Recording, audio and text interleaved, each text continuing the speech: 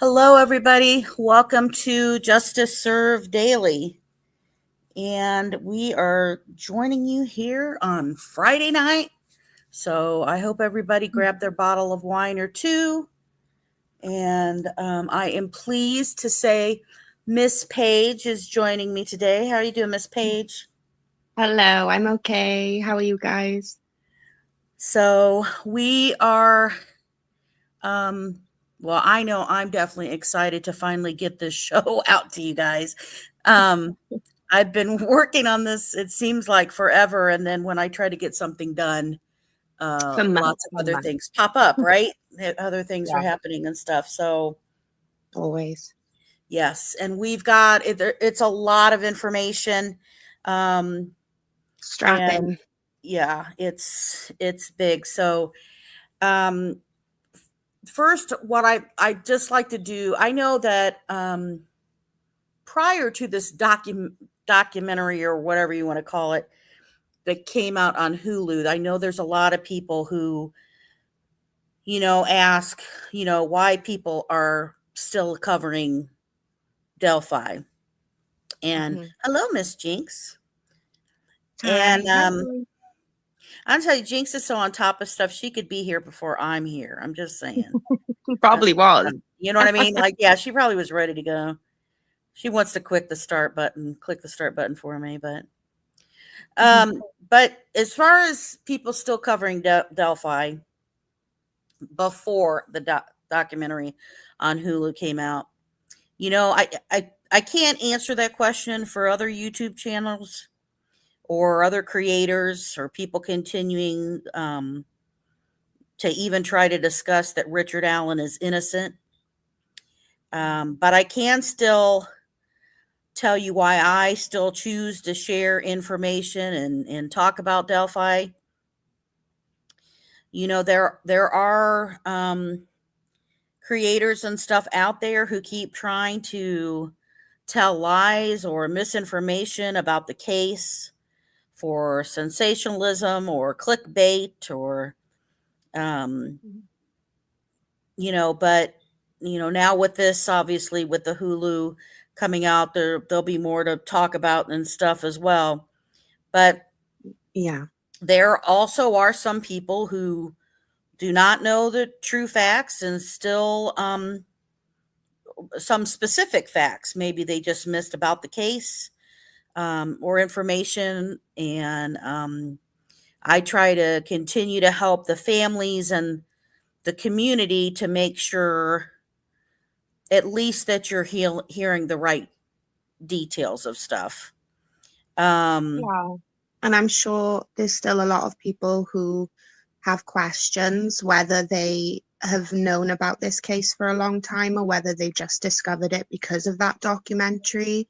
Um, like this is a safe space for people to ask questions and kind of learn information, and you know that it's not from a bad place. It's literally just facts put in front of you, you know?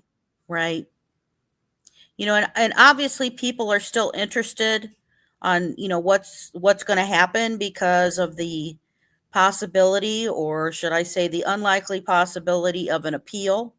And that's just due to the percentage of people who actually get an appeal after a case. But however, I still cover Delphi, not for more likes, not for more subscribers, um, but because my gut tells me that there is more involved with this case. And I think after I go through all of this today, that you'll understand, or hopefully will understand, where I'm coming from. Um, Part of the reason is because at the very beginning, even before other channels, even that I watched, people on were not discussing the possibilities originally of the girls being lured out to the bridge by someone. And they didn't because they didn't have some source telling them that. And that's kind of like, how they were running that. However, back then, when I was just a subscriber, and a person concerned about the case here in Indiana about a missing girls that turned into murders. I had even commented and talked on other creators' channels, talking that I felt that they were persuaded to go to the bridge before we even learned about Anthony Shantz. And I'll say that I did that on one in particular, very well known channel that doesn't really listen to subscribers or cares for them to comment on anything. And that's not kind of channel that Yeah. I have here. So, Yeah, and this channel, I think the history of everything that you've ever shared just shows you definitely don't do anything for the views, the likes, the sensationalism of talking about this case. It's not that at all. You have a genuine concern about these topics that you're going to discuss, and you have done from the beginning. yeah. So, Even, I was even being told that the theory, you know, wasn't right because there was no evidence of anything on social media at the time. And because they weren't tied by a source, I'm having people who would say, that that's not right.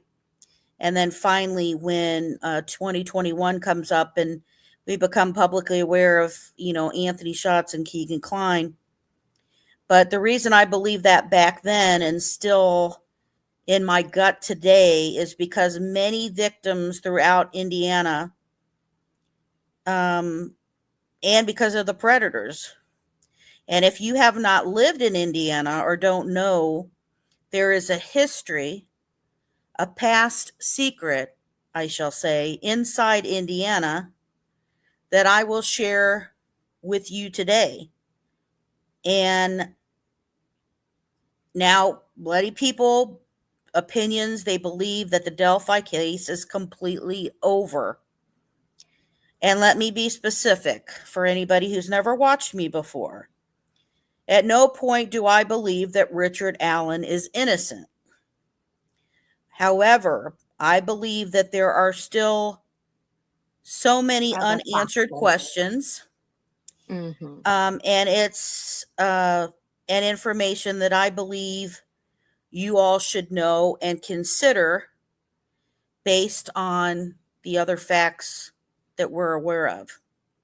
So we're going to be bringing up some thoughts and questions that still linger in our minds. And I know a lot of your minds that you're like, we never got Yeah. the answer to this. So it's like an open discussion as well with you guys. Do you have Right. the same questions? Do you have a kind of theory or an answer to some of them? And we're Yeah. and we're going to go through that. That's at the ending part of um, all of this. But I also have that gut feeling that there's more involved because I have talked about these online predators and pedophiles who have continued to be arrested for production and sharing and trading CSAM, and their patterns and techniques and how they try to set up meetings, how they groom kids online, the trends, and if it's growing problem. And I try to keep you updated about everything that's going on with that. And as I shared with you, and you may have noticed, as we go through this, I'm going to talk about Libby's phone activity before she got to the Monon High Bridge, and some information I think that you'll find interesting and curious. And we're also going to talk about what else was going on in Indiana in 2017, just before the murders and during the time of the murders, and about how Indiana did not have funding for the Delphi case to continue with searching online. And I'm going to show you that. And I'm going to show you what was happening here. Yeah. Also, we're going to talk about at least some of my theories because of things going on of what I believe Anthony Schott's reasons were, what his motive was of trying to set up the meeting with them. And also, I'm going to talk about 9 actual FBI operations that have all of them ended up with predators inside Indiana. And these are international pedophile rings, not local, but international as well. Even linked to where I'm from. Yep. So we're talking about stuff connected globally, and we're going to talk about what it was found in there. And we're going to talk about the signs that these predator groups that the FBI is now warning everybody about, that the community 764, these online predator groups that they talk about and keep warning children about, and the new information that keeps coming out about them, that they've warned them 3 years in a row, they've released information out to people, were present back in Indiana a very long time ago. So, yeah, so we've got a lot of stuff that we're going to cover, and hopefully you can catch everything here. It's going to be a long show. Pour that drink right now. Open the bottle. Get it started. Or a strong coffee like me. Yeah, exactly. Oh, hello from Kentucky. Hello. So, yes, trial justice said this case was reported all the way up to Comey in the FBI. Well, yet, we also had trouble with the FBI in Indianapolis. And that part I'm not even discussing today. That part was about, if you ever heard about the incident with the USA Gymnastics that was based here in Indianapolis, was told to the FBI agents here in Indianapolis, and they held it for over a year and never turned in their gymnastics doctor who was molesting them out of Michigan. So, all right, so let me make sure I put this right. I don't want to do it wrong. Let's go. Yeah, exactly. Let me make sure I've got this correctly. Hopefully. There it goes. And Paige, you just let me know if something doesn't show up right, or if somebody says they can't hear. No worries. And if there's any major questions. So while I go through this, guys, I won't be able to massively see the screen. I'll try to glance over as I do, but I want to get you through all of this information quickly and make sure I cover everything specific. So let me make sure I'm set up here. So, all right. So this is the details we're going to be going through today. So one of the things in the timeline that was given at the trial had some information that was provided for Libby's cell phone.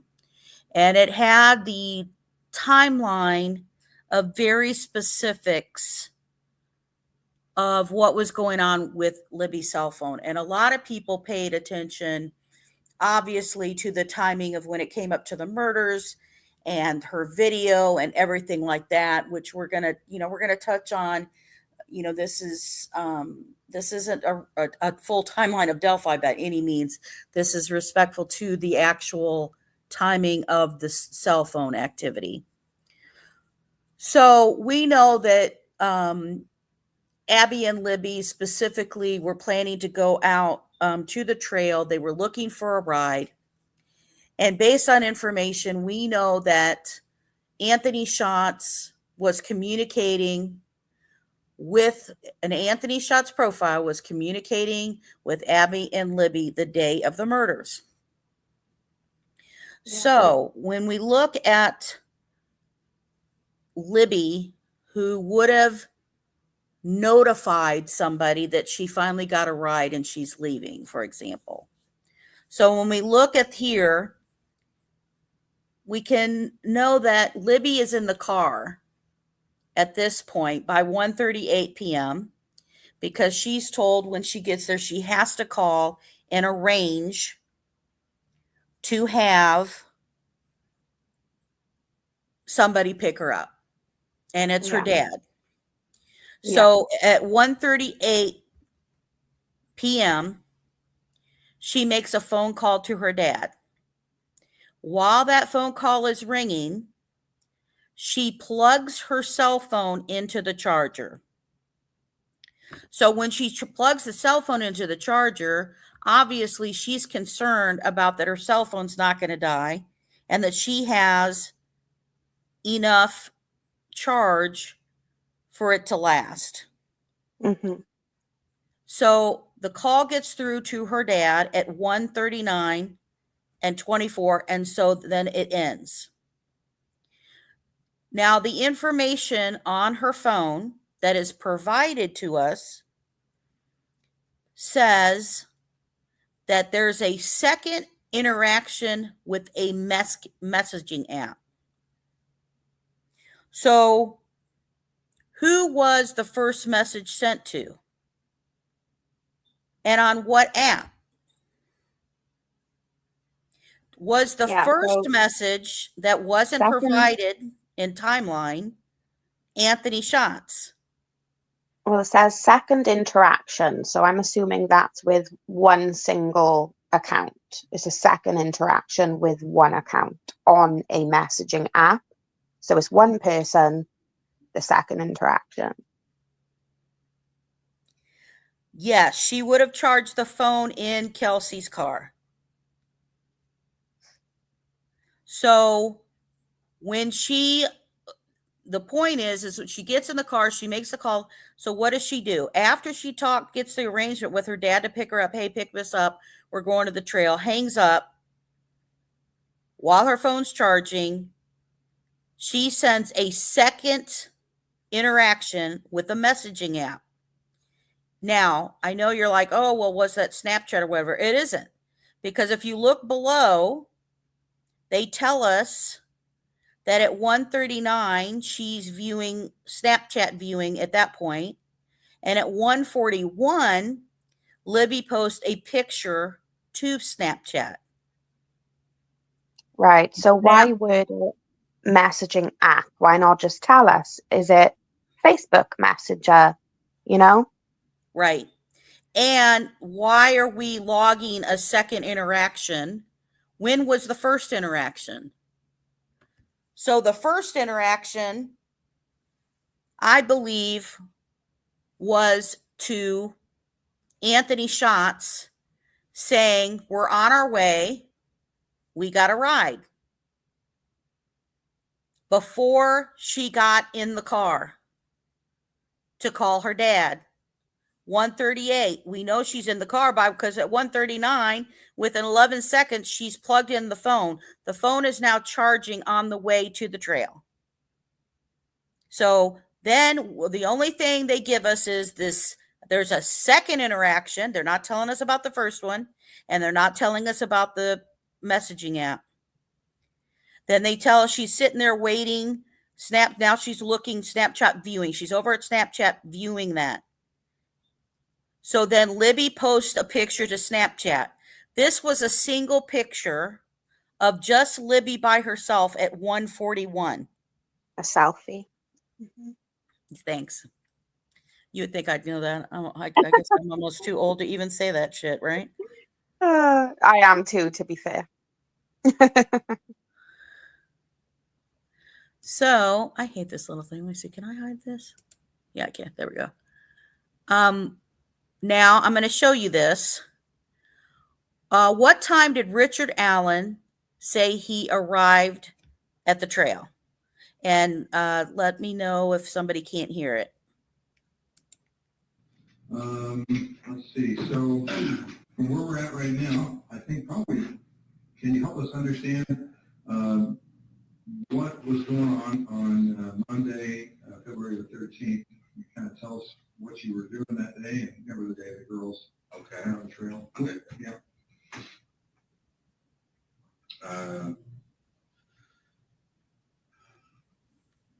I went over to my mom's in Peru, Mexico, earlier in the day.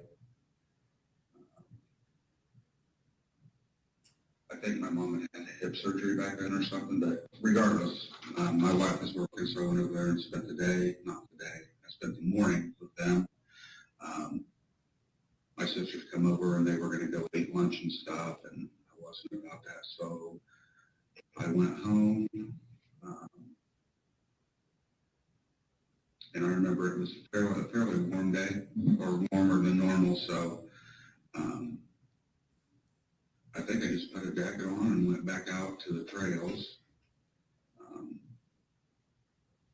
Usually when we go, we walk down the high bridge and walk back and walk down the other side and come back. I mean, it wasn't a ritual, but I remember walking down to the bridge. The times, I left my mom's, it was probably around 11:15. So I think I would have been out there, because I didn't do anything else. It would have been around noon, I thought, is when I was out there. Walked down the high bridge. Always went out just a little ways, not all the way. Went out a little ways and watched the fish. See if I seen any fish down there, because I like fishing. And walked back and sit on the, when you turn around and go down the other fork, there's a bench that overlooks, and sat there for a few minutes and walked down the, walked back out and left. Okay. Okay, red flag. Yes. So Richard Allen's car is seen on the Hoosier Hardware Store video traveling west on County Road 300 North. Now, how did they know to look for Richard Allen's type of vehicle, right? How did they know to look for that? Because he said he was there. So they go look for his vehicle, and when they spot and see his vehicle driving to 300 North, this is when they see it on there, 1:27 p.m. That's not the only thing that confirms 1:27 p.m., and you'll be able to see why. So this we know is a lie. This is just to tell you and just specifically let you hear where he says to Dr. Walla that he didn't go, because he tried to indicate to them, no, I left my mom's house at around 11:15. I take off. I didn't go do anything else. He wasn't asked that. So I didn't go do anything else. And there you go. Now let's just listen what he said to her. Testifying about her daily meetings with Richard Allen, serving in the role as his psychologist. She told jurors that last April, Allen told her during a one-on-one meeting, I killed Abby and Libby, I'm sorry. But it was a month later, during another meeting, that Wallace says Allen not only confessed, but he gave details of the murders. Walla read from her clinical notes today, telling the jury what Allen told her. And she said, Allen went to his parents' house in the morning, bought a 6-pack of beer on the way home and drank 3 of those beers, and then bundled up and went out to the trails. That's where he saw Abby and Libby, and he followed them across the bridge. She said Allen told her that he did something with his gun at that point, which he thought might explain how a cartridge from the gun ended up at the crime scene. And she said Allen told her that he instructed Abby and Libby to go down the hill. The psychologist told the jury that Allen then said he planned on sexually assaulting Abby and Libby, but he saw a van and got scared, so he told the girls to cross the creek. And Wallace said that the defendant told her that that's where, in her words, cut their necks. That's what she said that Richard Allen told her, cut their necks and made sure that they were dead, and then covered their bodies with branches and returned to his car, staying off the trail so that he would not be seen. So Wallace said that that was one of multiple confessions that she heard from Richard Allen during his time at Westville, and that, again, testifying about her daily. So I have that full clip, which is not much longer, is on my video clips that I have for that. And because they go into Dr. Walla listening in on the phone call that Richard Allen did to Kathy Allen, where he confessed to her he wanted the psychologist to hear him because she wouldn't believe him when he said it. He says that to her. And we also know that she knows the facts about that phone call, because what do we have? We actually have the phone call confessions that he did to his wife and to his mother at the time. I just wanted to point out as well, like when we were talking about the documentary, they put such a huge emphasis on the word confession. You know, they made it to be as if it was just that once that he confessed. But we have to look at the volume as well. You know, so many accounts, so many people who heard this confession firsthand, so many of them. So you can't just say confession. It was so many. Right. I mean, he had over 60 confessions that he totally made. And the confession came out that he finally wanted and wrote the warden and tried to do all of those after he was presented with Baldwin showing up to the jail with Discovery.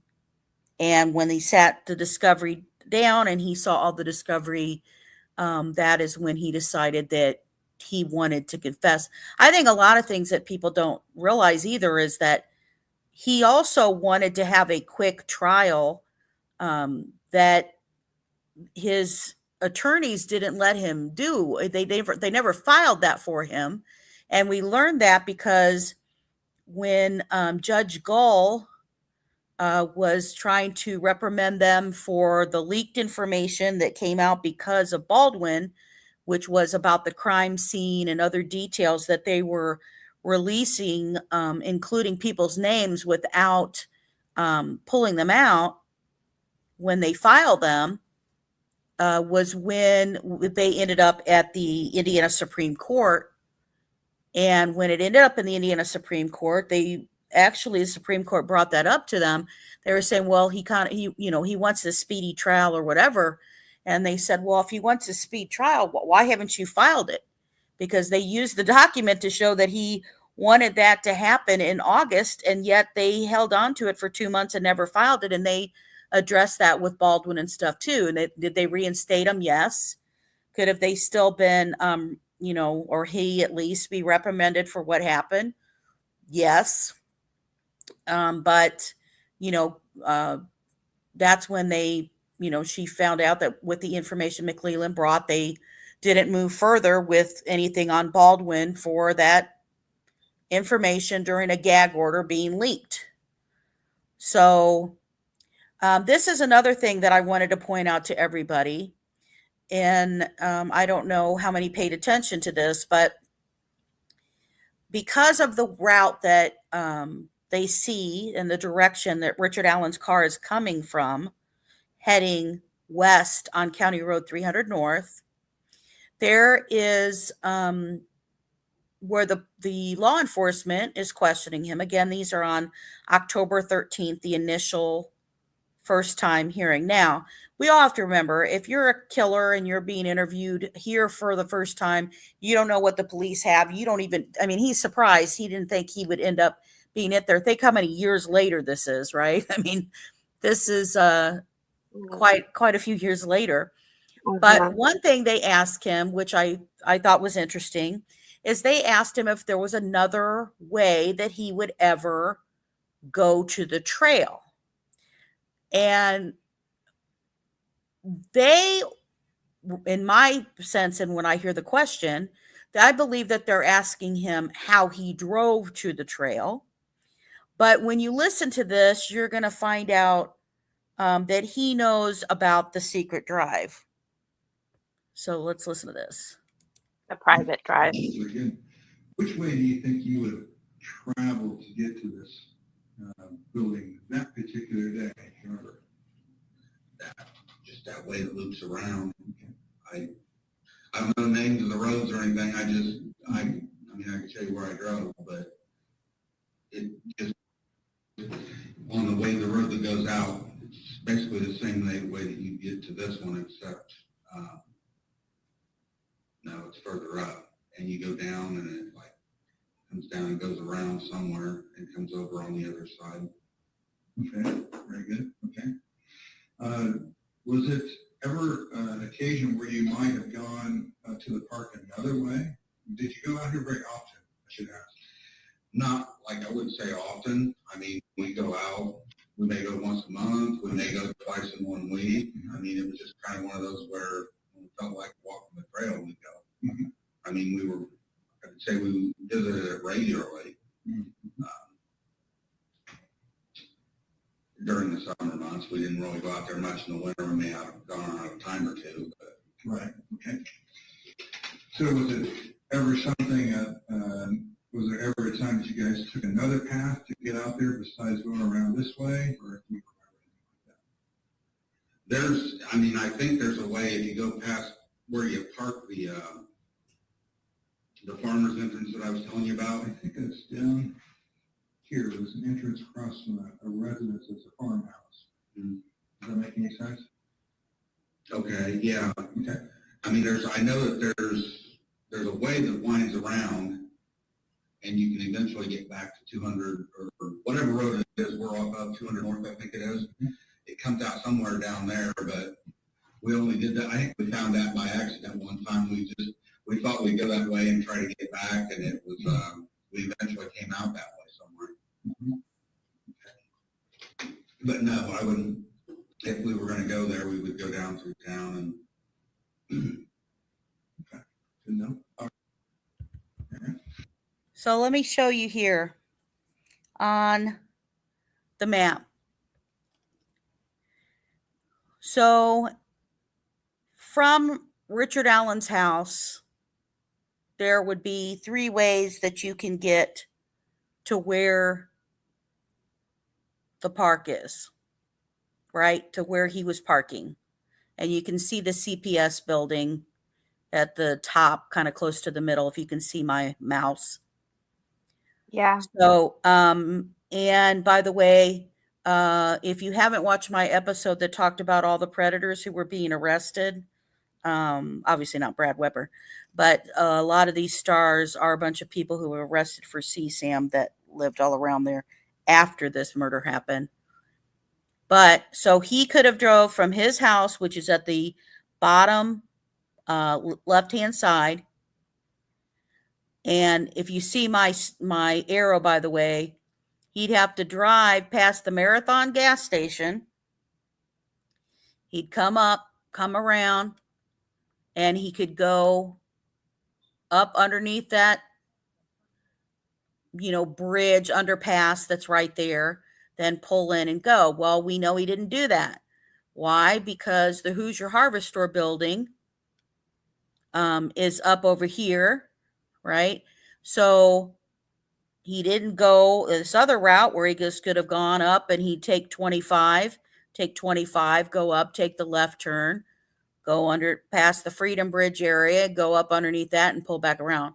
So he would have had to go the long way, which as you see goes by We're going by the Delphi Middle School at the bottom left. We're going down 200. So we're across 200 all the way up and all the way back around. So he's taken this long way all the way around the far right side, the light blue you see. And the reason we know he took that is because he's on the camera going west on 300 to head to the CPS building to park. Yeah. So that's how he's caught on this Who's Your Harvest Store video, because he's there. But let me show you which one he brought up. This is Richard Allen's house, starred bottom left, to Brad Weber's house. Now, I'm not saying he went to Brad Weber's house. I'm just telling you how this is set up. Because Brad Weber's house is the private drive that goes up directly underneath the Monon High Bridge, where he tells the girls to go down the hill. So again, his house right here where he lives, he just pulls right out on 200 North, West 200 North. He's lived there for a very long time. Since 2006. And he was there. His photos that you guys all saw, or if you haven't, check out the videos that show it, of the photos of his memory book that they had all these photos of going out there, was from 2008. So he's been out there, and he's going to say he doesn't know the name of the roads. This is the road, the main road that comes out from where he lives. So all he had to do was, and you heard him tell the law enforcement, oh, it comes out 200 North, whatever. And he's talking about it goes to the trail. Well, right. So all he did was pull out of his house, go on 200 North. He goes across 200 North, and then he ends up going up here, which I think that's 625, if I remember correctly. 625 goes all the way past a neighborhood right here, too. There's like a few people, like not tons of people, all the way to Brad Weber's house. And I want you to know that from here to that private drive is 4 minutes.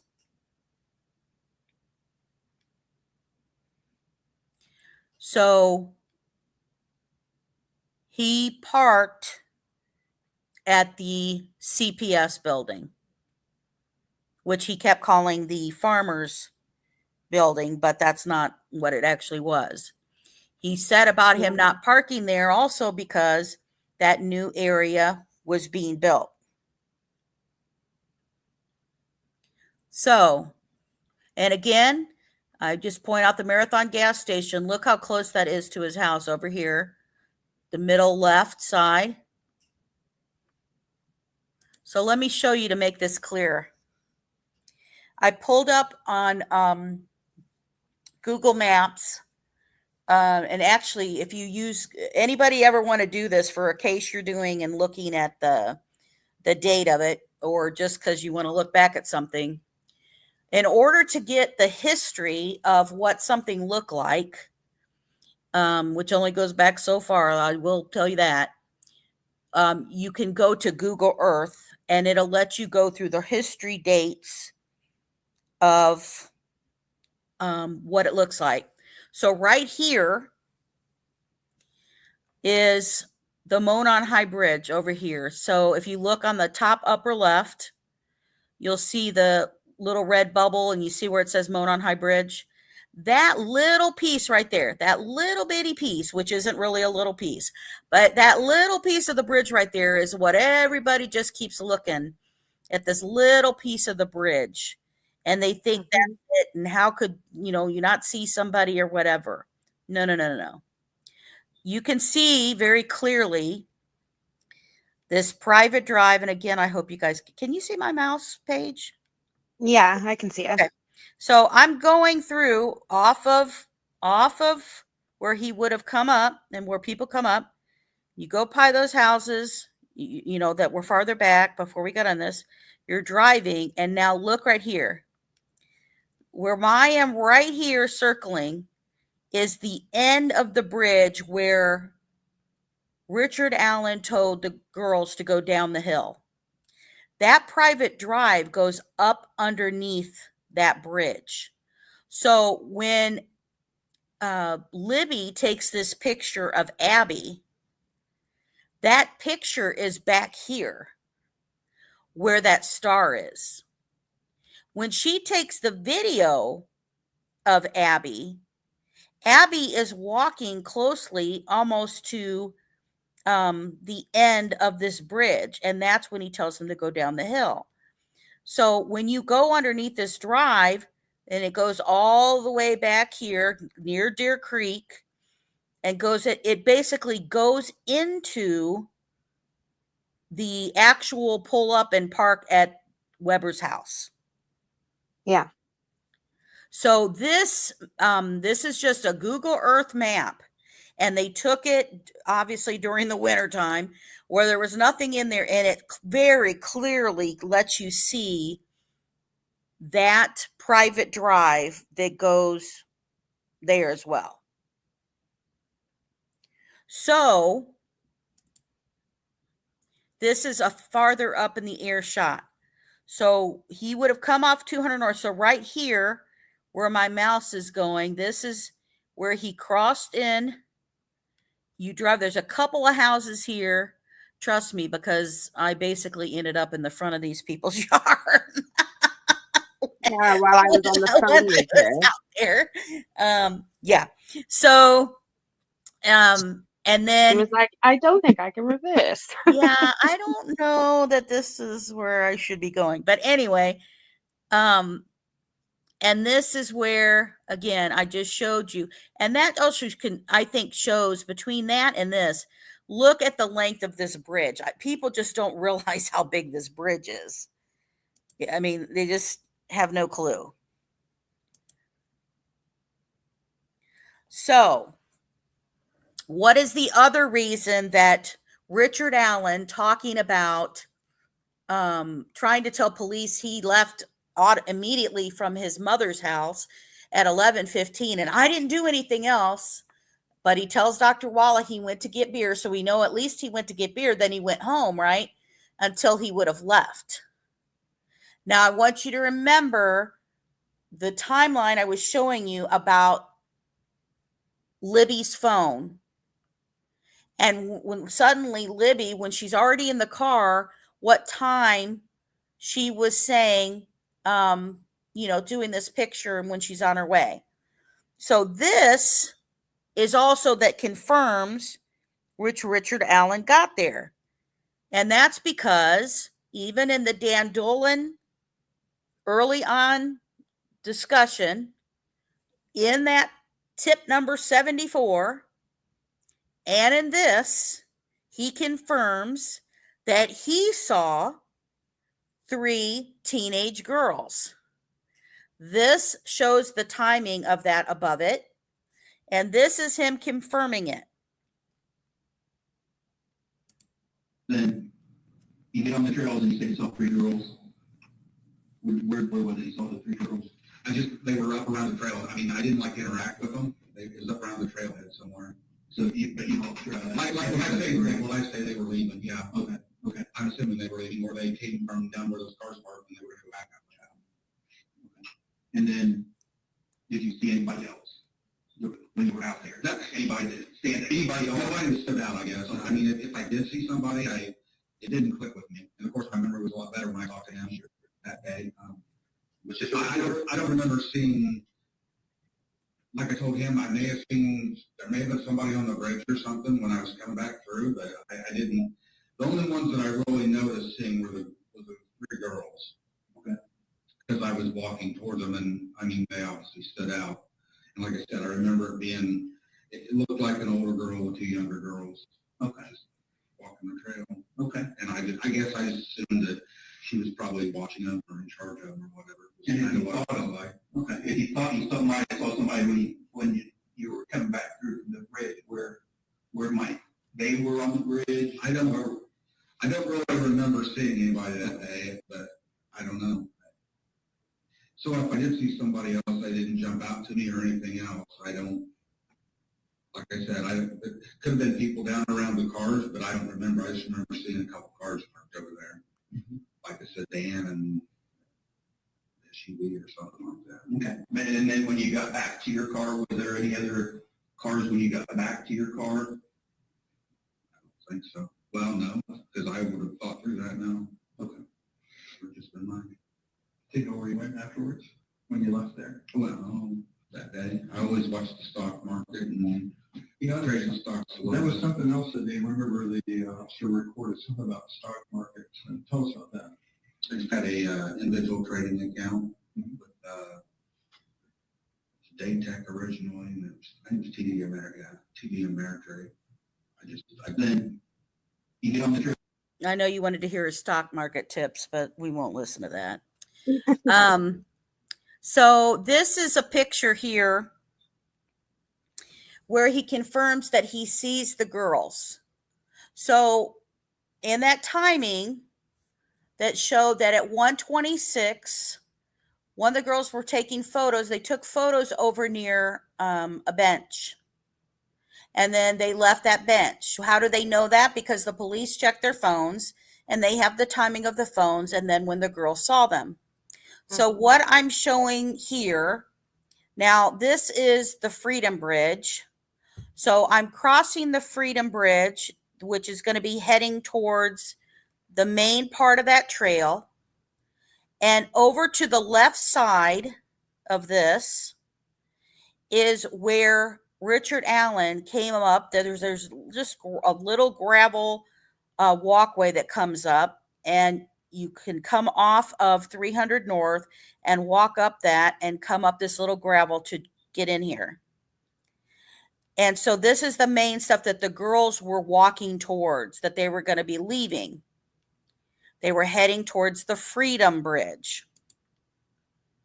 Now, I want to show you how close. And this is a picture, and I showed a whole bunch of pictures of when I visited and everything. I want you to look at this. This is right there when you first get onto the trails. And this would be where Richard Allen interacted with those three teenage girls. I want you to look how close you are going to be next to somebody. Mm-hmm. Look at how close they were. So now the only difference with the path here is that it's got the kind of the paved area right there. Now that all before was gravel, but look how narrow this is. So right there where he's walking, where three teenage girls, now I want you to just imagine that. Three teenage girls are walking towards you. You know, they're yapping and talking. And the one teenage girl she says hello. He doesn't say anything. He's hiding his face about a scarf, like tucked in.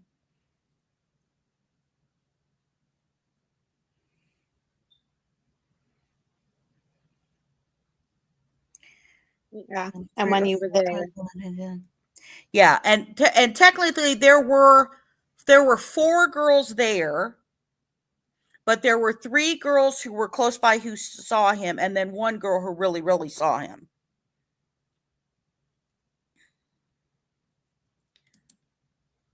So let's go back to this. So remember, when Richard Allen gets there, he's coming a different way. He goes the longer way around because he had to come that way in order to get there on 300 heading west. And so I'm just saying this, go with me on here. So we know that this second interaction with the messaging app could be the confirmation of I'm on my way, right? I'm here. I come. I'm on my way. We got a ride. Right, here we go. So now she's sitting here waiting at 1:39, 45 seconds. She's Snapchat viewing. Then at 1:41, Libby posts the picture in Snapchat, her selfie. So it's just her. Now, Anthony Schatz follows her on Snapchat as well. So we know that that's in there. So she posts that picture. Then at 1:43, she posts a picture of the girls in the car. So now, is this when Anthony Schatz would learn that 2 girls are going to meet him? Not 1. Yeah, it's possible. So after the second picture is taken at 1:49 p.m., Kelsey's car is seen, right? And so Libby and Abby are dropped off at the entrance across from the Mears farm at 1:49 p.m.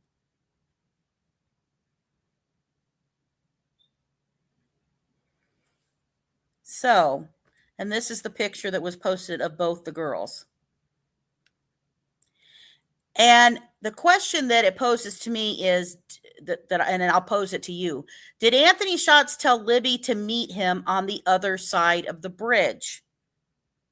Was that already Or even at the private drive under the bridge, you know? right? So let's go. Now, this I just included. This was information. I'll point out to you because when you look at this, you can get confused. To the left of this are not times. These are exhibit numbers. So exhibit 212, copy of Betsy Blair's Fitbit data. The still frames of the Hoosier Harvest Store video showing. So these are all different stuff that was provided during the case of showing Betsy Blair's car. There it shows, Kelsey German's car, 149.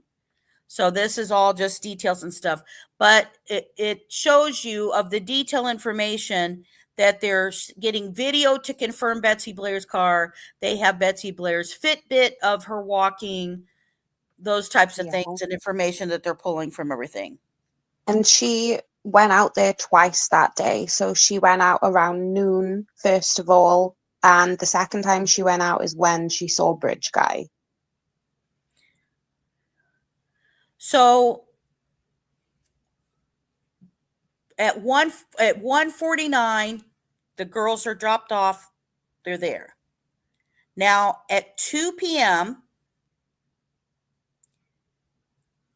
Betsy Blair reaches the high bridge. And I put this photo in here for you guys. And this again shows you how large this bridge is. If you look to the left of this photo, that's people standing there, if you can't tell. If you have trouble seeing, which I do. And then, the first platform that Betsy Blair talks about that she sees Richard Allen on, or Bridge Guy on, right? This is the first platform. So, which, my God, I can't even imagine you'd walk across this shit. And then you'd have to stand on there to let the damn train go by. You've got to be kidding me. That's ridiculous. But anyway, so this is, where the girls walked across. But here's where Betsy Blair saw Richard Allen standing. Now, I want you to think of how close that is. We're talking 50 feet. So she reaches there. She sees him standing at the first platform. She says he looks like he's expecting someone that is not her when she testifies. She talks about that he's looking at his phone. Now, is this when, he learns that now there's 2 girls coming? Because he's been walking. He drove there. He's been walking. He had to wait to get up here. And now is he finding out for the first time looking at the phone that there's now 2 girls coming, whatever, right? And so he's not worried about Betsy Blair. He's still looking at that phone. So Betsy Blair, when she turns around, she starts heading back up the trail to head towards the Freedom Bridge.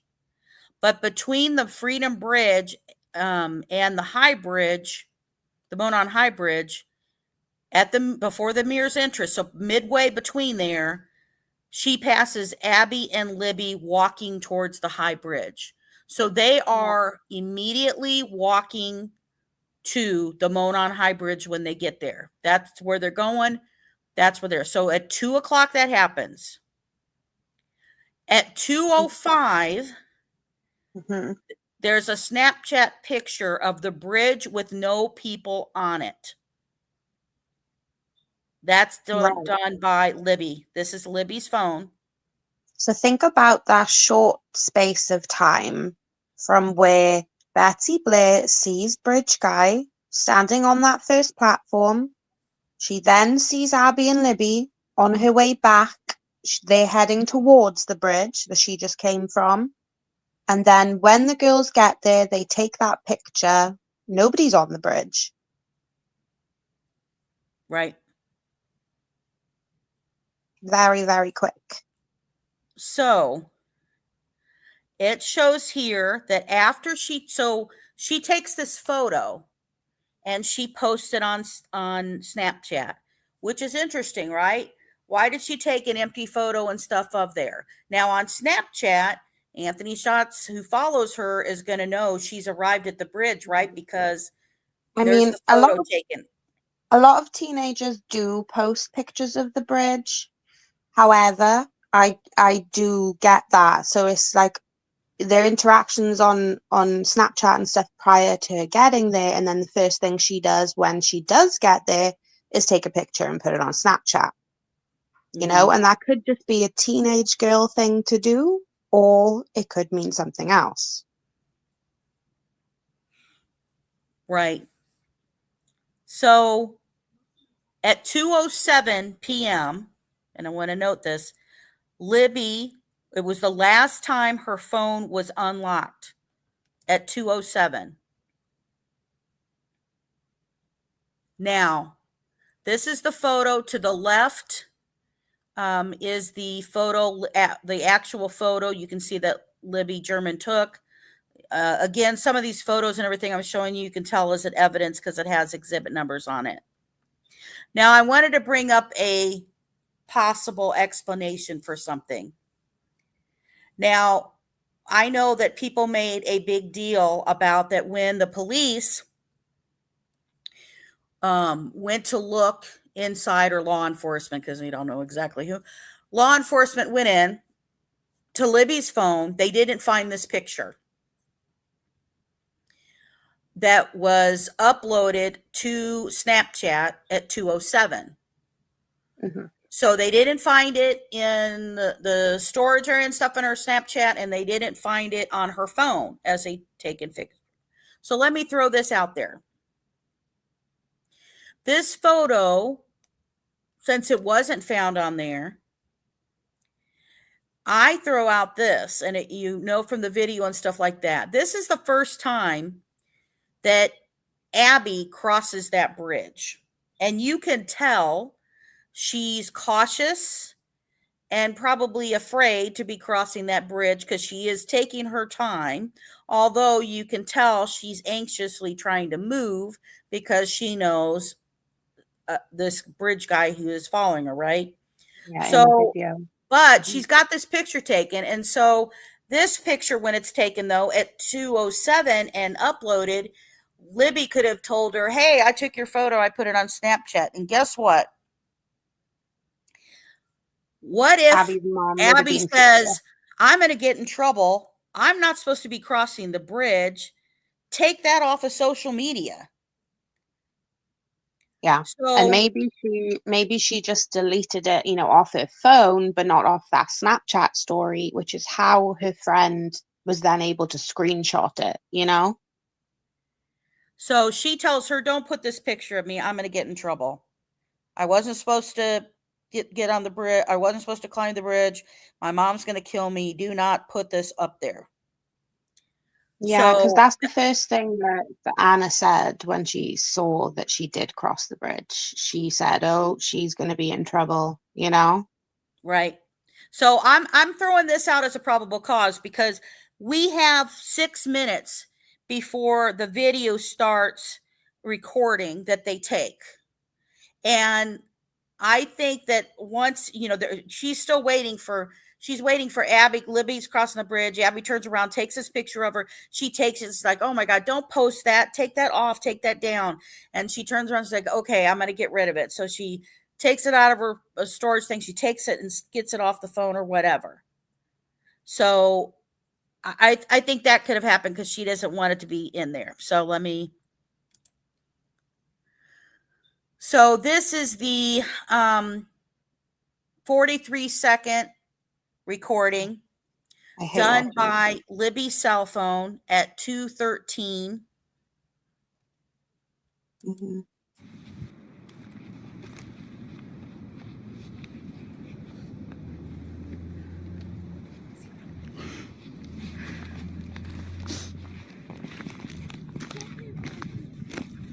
See, this is the path that we go down.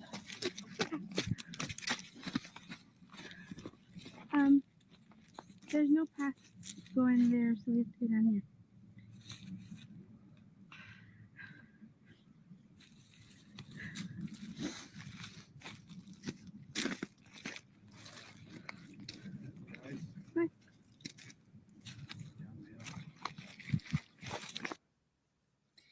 That video breaks my heart every time I see it. Oh, I know. I haven't like watched it since when it came out, and then I like obsessively watched it for a couple of days. So Yeah. I'm going to throw this out there to you guys, and I know I'll probably ask some of the questions that at the ending I'm going to say are still questions I have about Delphi, and we kind of went through these and tried to limit them because we could have come up with a million. But with this one, I'm going to argue the fact that if Libby and them weren't meeting someone, and then she sees this guy, why would she record him? Mm. Yeah, and we talked about this yesterday, didn't we? Where, you know, law enforcement have said Libby had the presence of mind, you know, to start recording and do what she did. But I guess there is still a question. Did she just get a creepy feeling about this guy? Did he say something to them prior? Or was it because she knew she was going out there to meet this man, or boy, I should say. Nobody else was around except this man who was quickly following them on that bridge. So if she knows I'm going to meet this 19-year-old kid, we've got to cross the bridge. We've got to meet him on the other side. And now they're almost there. And suddenly here's this guy crossing the bridge along with them. So she starts recording. You And it can tell poses she's in the hiding back. the phone, because if she was just recording It's like for standby. Abby to show her Abby crossing the bridge, she just deleted that photo, right? So if it's what I thought it is, it wouldn't be that she's trying to record Abby, or she wouldn't have put the phone down to her side. You wouldn't have seen the phone go down to her side, even though she's still recording it. And there's like maybe 3 seconds of clear footage where you can see Bridge Guy behind Abby. You know, she does turn away from that very quickly. It's obviously she's not intentionally just recording Abby, and it so happens he's behind her, you know? Right. So she's trying to keep that on, right? She does that video. So we know that video records for 30 or 43 seconds. That was at 2:13. At 2:14, Libby tried to unlock her phone with her fingerprint. So he says, guys, down the hill. And so now they're going to start going down the hill, and she's trying to open up her phone with her fingerprint one more time, and it's not successful.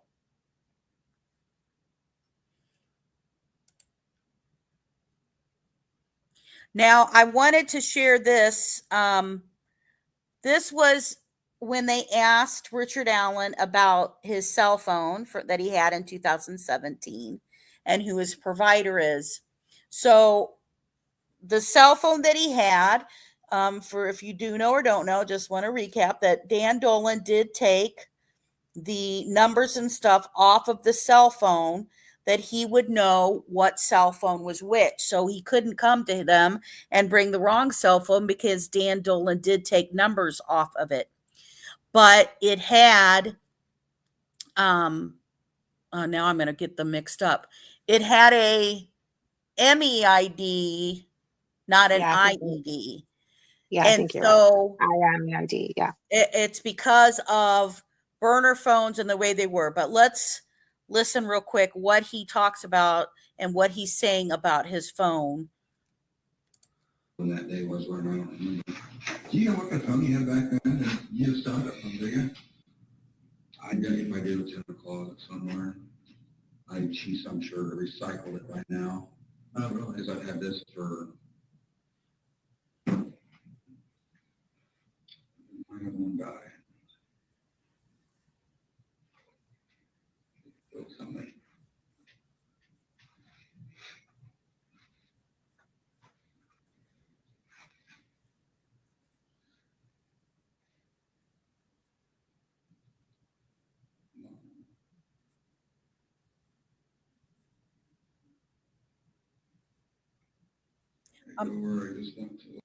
I'm going to mention when he mentions about the car picture, look at how he's suddenly trying to see the picture he has.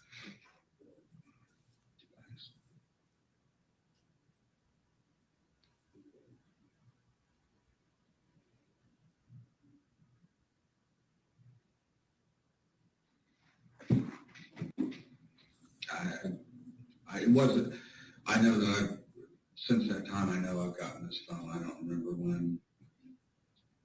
It's not been a super long time, but it wasn't. I've had it long enough that I don't remember when I got it. Do you have that picture of that car or no? I don't think I did.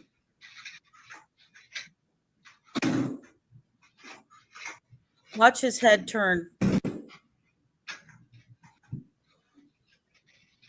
Freaky.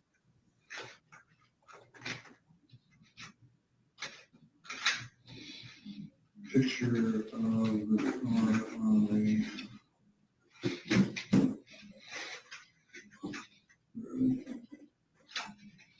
Here we go.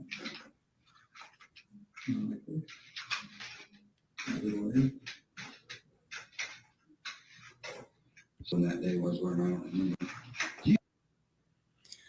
So out of the, 23 devices taken from the home of Richard Allen, on November 8th, 2022, they were examined by Chris Cecil. He's in charge of Indiana State Police and he's in charge of internet crimes. He said the data recorded showed no communications between the devices and Abby and Libby. Mhm. Well, the problem with that statement is that he had all the phones that he had before 2017, and he had all the phones, the phone he had since he got rid of that other phone, but not the phone he had in 2017. So the actual phone that he was using and he had at the time, but he changed his stories, you could tell, to the police because he's like, oh, well, do you have that? Did you download your data and transfer it? Blah, blah, blah. And part of the thing, he tells them that I'm using Ting. And he says how, I used Ting ever since I no longer had the phone that I used while I worked at Walmart, which at 2013 is when he left Walmart and went to go work for CVS. Now, I want to show you this information about Ting in case you don't know. It was highly used by criminals in 2017, and they used Ting's cell phone service for its pay-as-you-go model, so like a burner phone, which offered no contract or upfront fees, made it harder for law enforcement to track down individuals using Ting services because it didn't require identity verification like traditional phone plans do. So you don't have to have the ID. Here's why this might have been attractive to criminals. No contract or upfront fees meant the criminals could quickly obtain a phone line without arousing suspicion or providing personal information, pay as you go. Lack of a fixed monthly payment made it easier for criminals to adjust their phone usage based on their current needs, potentially avoiding, cost, stuff like that too. But again, no identity verification. It didn't require thing. It was an only internet. You apply with it online. And you just use the phone without people knowing and being able to track you. So this is not my writing. This is when you look up 2017 history, which I did about that. So I wanted to provide this again. This is post Richard Allen's trial that Holman makes this statement. One, about the Anthony shots. We have no evidence indicating Richard Allen was connected with the Anthony shots profile at this time. So remember, when they did the cell phones, there were 3 checks they did with 3 different types of programs as they got updated. One was the first time they had the phone in 2017. The next time they checked the phones was in 2019. And the next time they pulled the phone was initially for the trial and stuff as well. So they pulled that again in 2022. And when it talked about Keegan Kline, it said, we were never able to establish probable cause or any connection that Keegan Kline was involved in the case.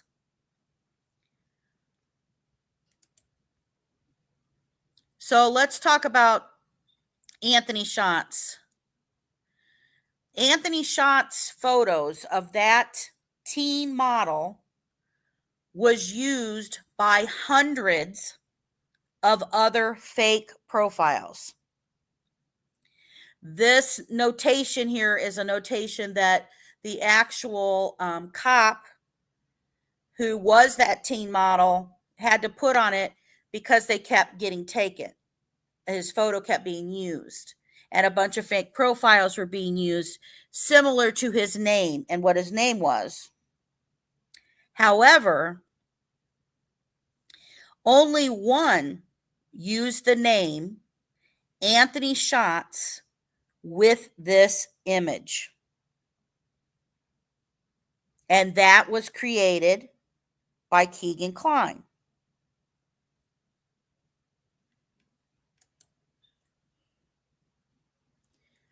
Now, Anthony Shots, we know for certain, had already at least come in contact with Libby as early as December of 2016 on Instagram. If you've not watched any of my shows, I would love for you to go watch the one that I did about the Klines, and it has the timeline and stuff of the Klines and when things were happened and when the Anthony Shots was created. Keegan Kline had used his own name, Keegan Kline, and Emily Ann 45 for years. The account for Anthony Shots set up on Instagram and Snapchat happened in February of 2016.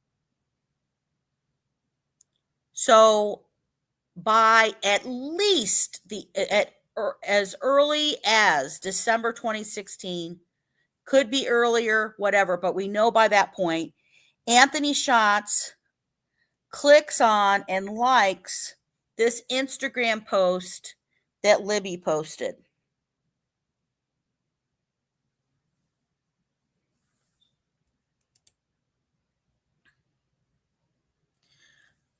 Now, I'm going to bring up, this is going to talk about a little bit about the motive for Anthony Shots. And this was the first link to Anthony Shots 1 week later. Now, I'm going to point out the 1 week later also because it is also on a Monday, which remember, Keegan Kline talked about that the reason they were doing stuff and his dad was home is because his dad was off on Mondays, Tony Kline. And this is how they found him. This is the news broadcast about this. Investigates tonight is uncovering the first link between a fake social media profile and the unsolved Delphi murders. Less than a week after the bodies of Libby German and Abby Williams are found, police say that Anthony Schott's profile was connected to another incident. This involved a young girl in north central Indiana. Tonight, our Rich Nye is spending the last several days carefully reviewing this police interview with Keegan Kline. And Rich has learned more about how Kline is connected to this Delphi case, but has not been charged in the killings. Rich? Yeah, Keegan Kline was arrested in August 2020 on 30 charges of child exploitation and pornography. As we told you on Friday, Kline says himself that police think he or his father is responsible for the Delphi murders. In the transcript of the 2020 police interview with Kline, we see a clear picture of events that led police to connect the Anthony Schott's profile to the Delphi murders. Just a few days after the girls' bodies were discovered in Carroll County, another school-age girl gave her address to the Anthony Schott's profile. That girl was getting off the school bus in Cass County on February 20th when she says she saw a man in a ski mask looking into her bedroom window. Kline personally knew the girl and her family. Then on February 25th, police raided the home where Kline lived with his father in Miami County, and they found over 100 sexually explicit images of underage girls on several devices. Now, in the 2020 interview, police intensely questioned Kline about whether his father had access to those devices. The person behind the Anthony Schott's profile was one of the last to communicate with Libby German before her death. And after her death, the Anthony Schott's profile told another person that he was supposed to meet up with Libby, but she never showed up. But look at what police told Keegan. I can honestly sit here, an investigator says, and I'm telling you that I do not believe that you killed Liberty. Keegan Kline is not charged with the killings of Liberty German and Abby Williams. Police told Kline they believe a second person was communicating with girls using his devices. Keegan did not implicate his father. So, they communicated with on that day. Anthony Schatz responded to friend of Libby who said, I was supposed to meet her that day and she never showed up. So Anthony Schatz admits that he was out there but never showed up. Now, oops. This is the Vincent Kowalski. He's the one who his photo was used for the catfishing. And just I'll cover just to let you hear what he talks about this. Now, I know some believe and don't believe in Anthony, but I want you to hear about what was going on in 2017 when this going on, and then about these Indiana secrets going on, and let me know after you hear all of this what you think. So let's go through this first. You just search my name. There's 100 accounts, fake accounts of me. Vincent Kowalski says his photos have been swiped on social media for years. These pictures used as bait for catfishing scams. But the former model and current cop was shocked at what happened this month. While working his beat in Alaska, someone sent him a screenshot from Indiana. His face and those old photos front and center in the Delphi murder investigation. Kowalski took a few minutes to talk with us about it before heading into night shift. I was like, that's got to be like some fake page, or it's got to be photoshopped or something. Just seeing your face blasted all over the news was crazy. Indiana State Police say Officer Kowalski's teen modeling pictures were stolen and used to catfish young girls. Keegan Kline, jailed in a child exploitation case, admitted to creating the fake profile. Kline has not been charged in the murders. It pissed me off, but I'm glad they found the guy behind the account, but they got to find the guy who hurt those two young girls. Soliciting videos from young girls, like, that's disgusting. And it makes me sick, but to know that two young girls possibly lost their life because of my picture, it's the worst of the worst. Kowalski is a father of 2 girls, so the crimes feel personal. He's also angry that his picture was scammed yet again. He's even put a warning on his own Instagram page about bogus profiles he's tried to block. For a long time I did. I reported every single account I came across, but then I just eventually just stopped because these social media websites aren't here to help anyone right now, and they got to do better. I don't know why there's not a verification process before you even are able to make your account. 500 tips have come into state police because of this fake account. Officer Kowalski just hopes it leads to justice for Libby and Abby. At the end of the day, it breaks my heart, and couldn't imagine losing my girls. So they have all my love and support, and just wish I could support them more.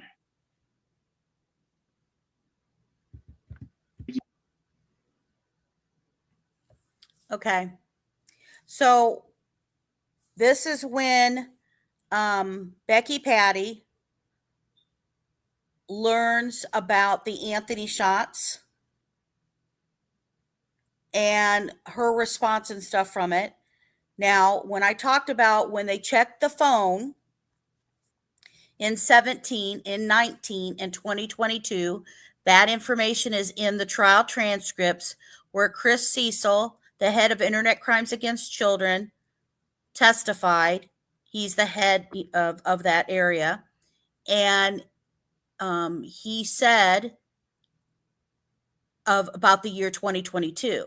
Well, the other thing we realize that, and if you've seen my videos about this, in April of 2022 was when it came out of the police requesting help for a U-Boot app because they knew that Anthony Shots was using that.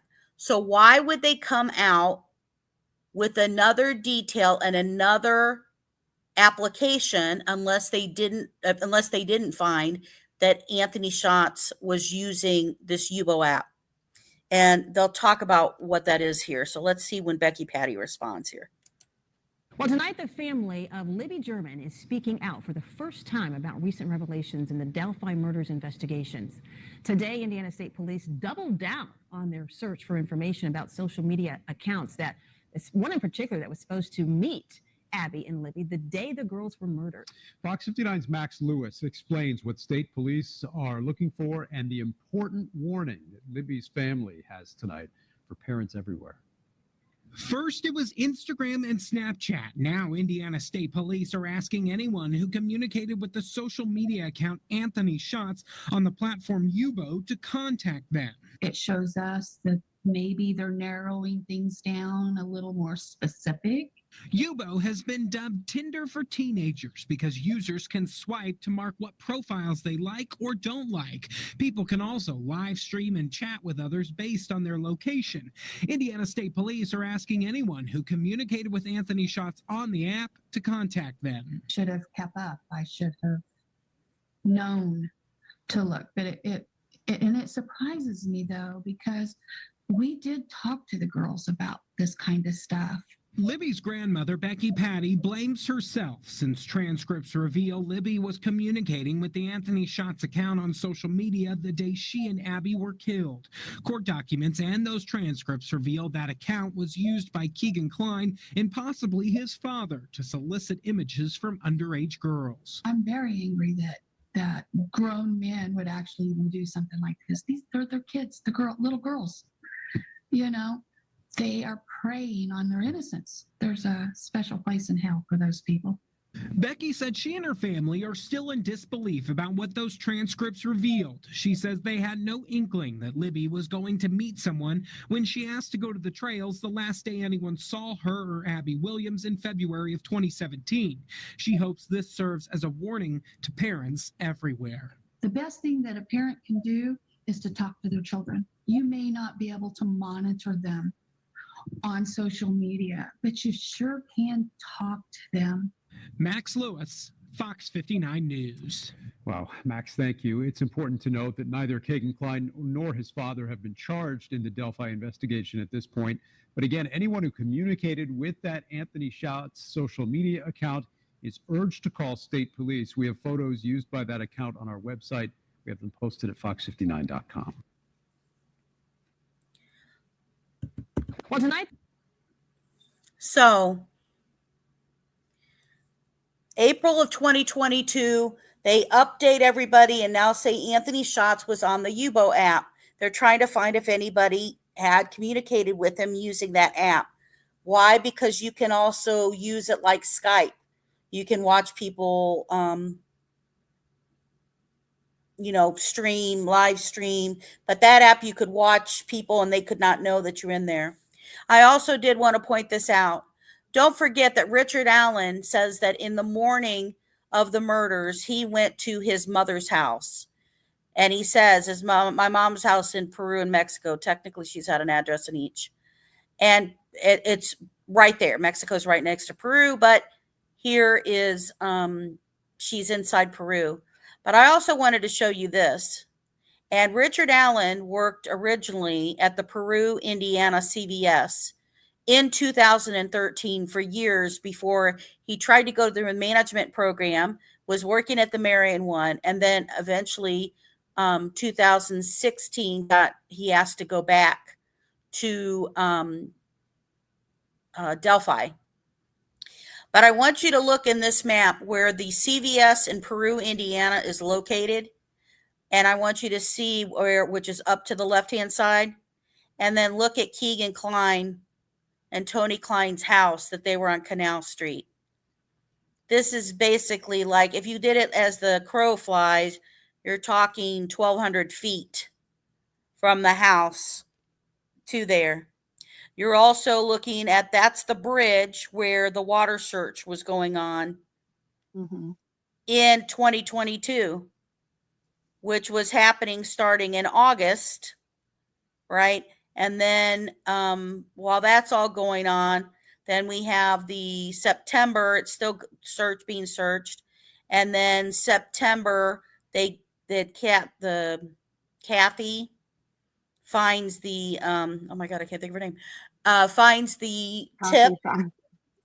And she sits here and gives that to the cops. They go look into him. And so by October, we've got Richard Allen arrested.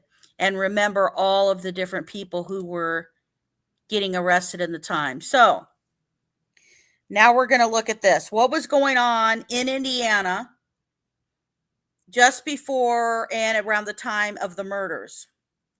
And one of the big things was the internet crimes did not have the funding for the Delphi murder investigation as far as electronic tracking in that. And it's brought up about big cases that were going on at the time, which included Jared Fogle, Delphi, and other major investigations that are happening. So let's listen here. Well, this Sunday, the Indiana Police Unit, responsible in part for saving the audio clip from Libby German's cell phone in Delphi and helping to put Jared Fogle behind bars, is running out of money fast. And the funding for that unit is now stuck at the State House. Call 6 Investigates Paris Bell has more.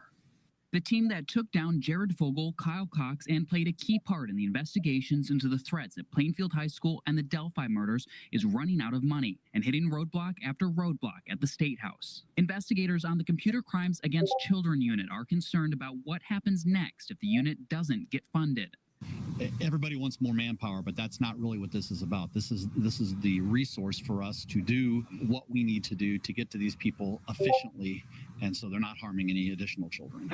Senator Michael Kreider tried to push a bill through the Senate to create a $2 million fund for the unit, something the investigators say they desperately need for new equipment, software, and training for new investigators to take on an ever-growing caseload. This session, the bill died in the Senate's Appropriation Committee and never was called to the floor. I'm not giving up easily. And now Senator Kreider is trying to get the fund tacked on the state police's budget in the House, but it's becoming an uphill battle.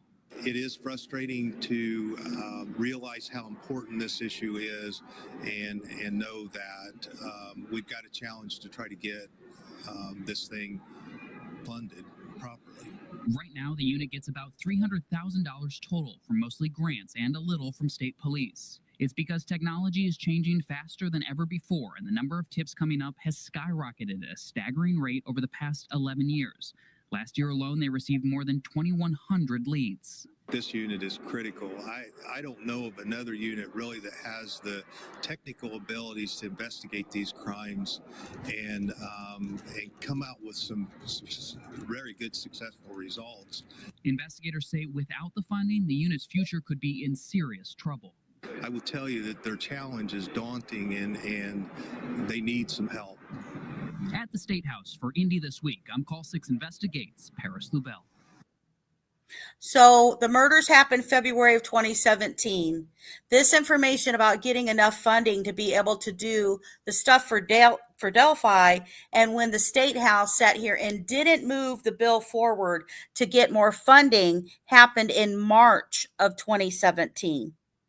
So, and it was because of the major cases that we had that had just went down here in Indiana. So I want to show you what the cyber tip statistics. And don't worry, this isn't going to be long, so don't freak out if you're not a statistics person. But I want to point this out. So during the Delphi murders, they were talking about how we don't have enough funding. We had 2,000 tips come in for Indiana during the Delphi murders. Well, as you can tell how much this grew. So we know Keegan Kline got arrested August of 2020, but they did not notify the public that they had the Anthony Shots person in custody, and they did not tell anybody that he was Keegan Kline and that Keegan Kline was in custody. That did not come out until December 6th of 2021. So the public didn't even know about Keegan Kline and Anthony Shots or anything of that in 2021 until December. After that happened, just between 2021 and 2022, we doubled 14,278 cyber tips. And that was us from already going up to 7,500 in 2021 when we didn't have enough funding to take care of it in 2017 when we only had 2,000. Yeah, and if you look at the figures in prior years, they are climbing, but, they seem to be a little more steadily climbing. Right. Rather than the dramatic jump. And I'll tell you, the Keegan Kline thing, that is common and why they waited. And it's a trending thing. So if you look right here, now we have not slowed down. Because in 2024, it was already over 18,000 tips. 2025 is already going to be higher, and that's because of some things that are going on right now, which we're going to get big into. But if you look that many tips that we doubled after the Anthony Shots and the information got out to people about this leading to that is amazing. This breakdown here, this is it only can do it's only 2019 to 2025. But when you look at the growth, this shows you breakdown per month. And the increase of when you look at how many per month of these tips are coming through, unbelievable. Where they're coming from and kids knowing about that. And I really say that Abby and Libby have helped children and families know about these predators who are doing stuff to people. Now, if you remember this, we had Jerry Fogel, who was the subway guy. He lived in Zionsville, Indiana. He was arrested. This was a huge case in there when they found him. And I'll let you see this and I'll tell you the specifics about it.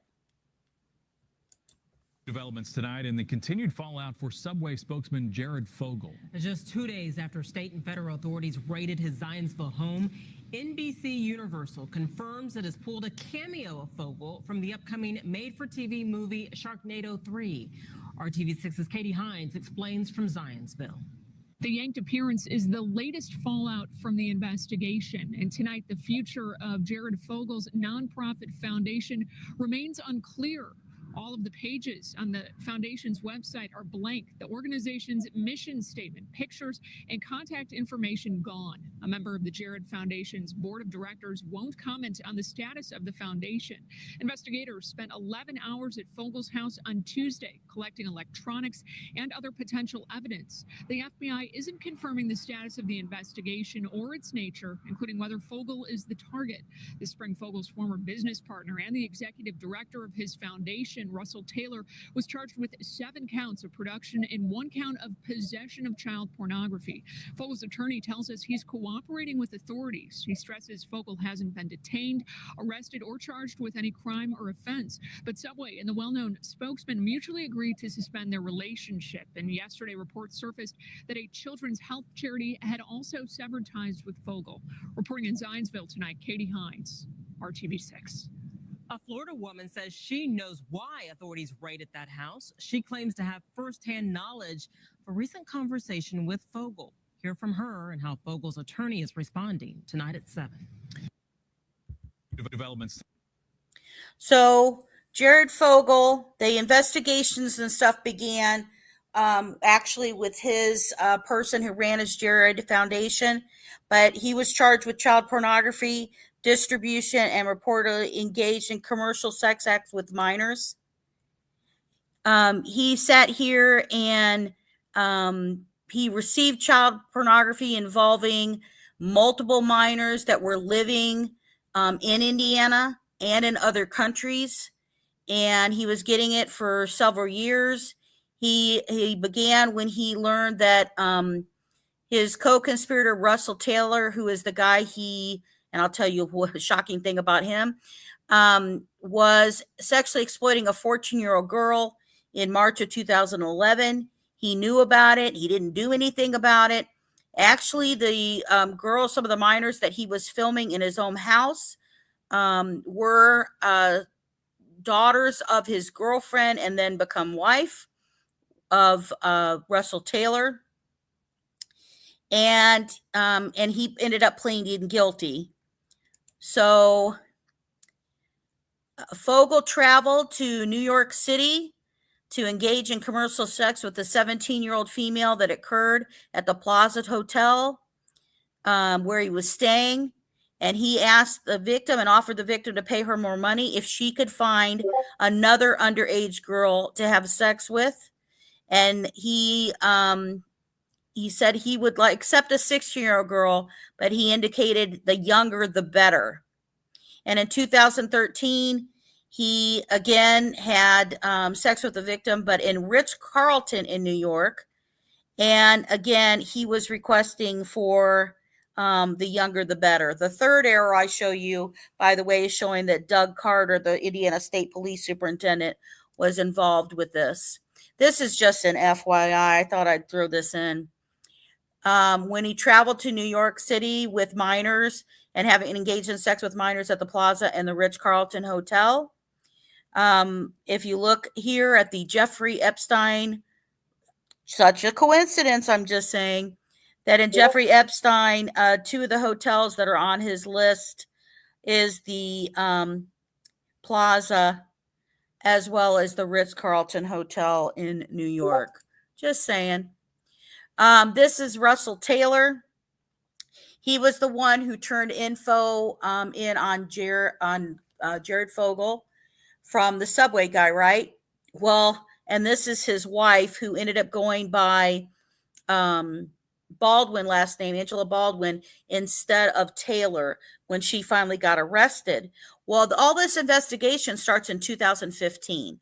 Fogel goes down in 2017.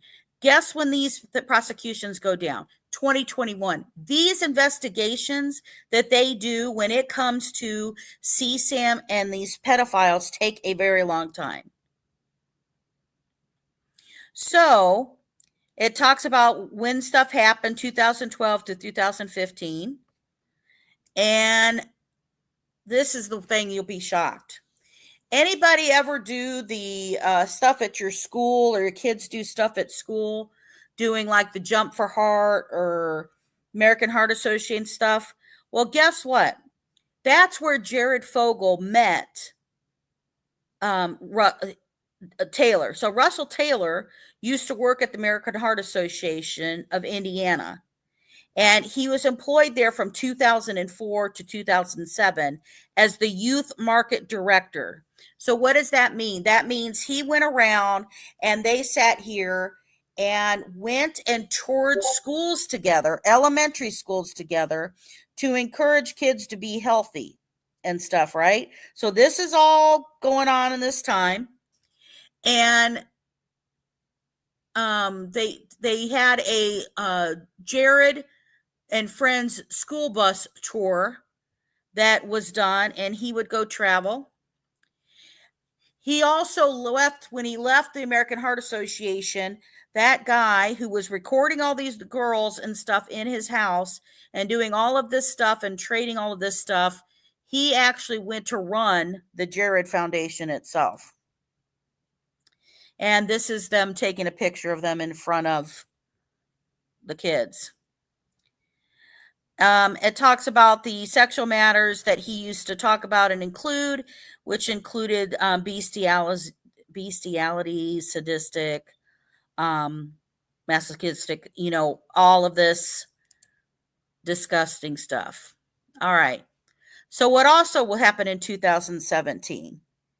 You may have or may not have heard of Robert Elliott, who not only was getting busted in 2017, but he was trying to hire the Hells Angels motorcycle group to go murder a victim and her mother. So let me show you this. Story tonight at 10. A sentencing in a case that federal prosecutors are calling one of the most serious they have ever seen. This man here, Robert Elliott of Shelbyville, pleaded guilty to charges related to multiple murder for hire plots.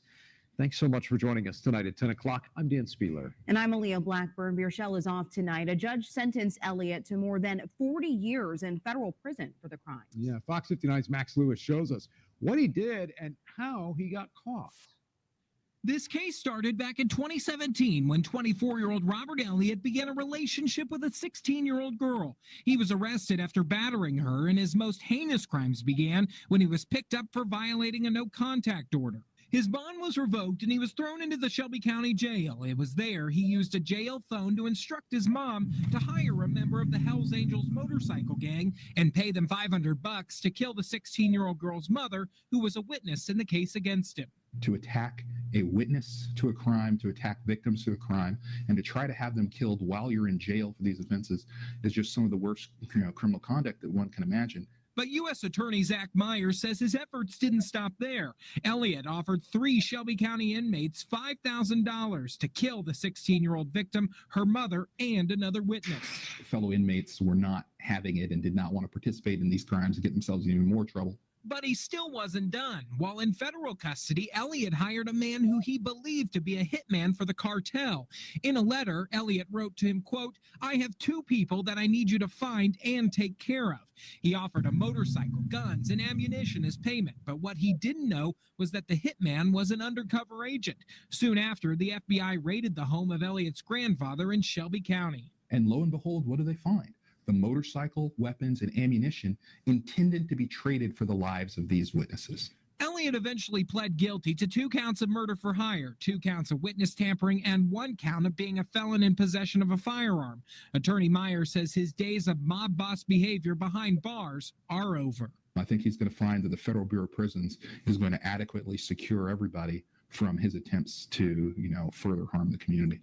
Judge Tanya Walton Pratt ordered Elliott to serve 5 years probation following his prison term. He was also ordered to pay $5,000 each in restitution to his victim and her mother, who he tried to have killed. In Indianapolis, Max Lewis, Fox 59 News. Story.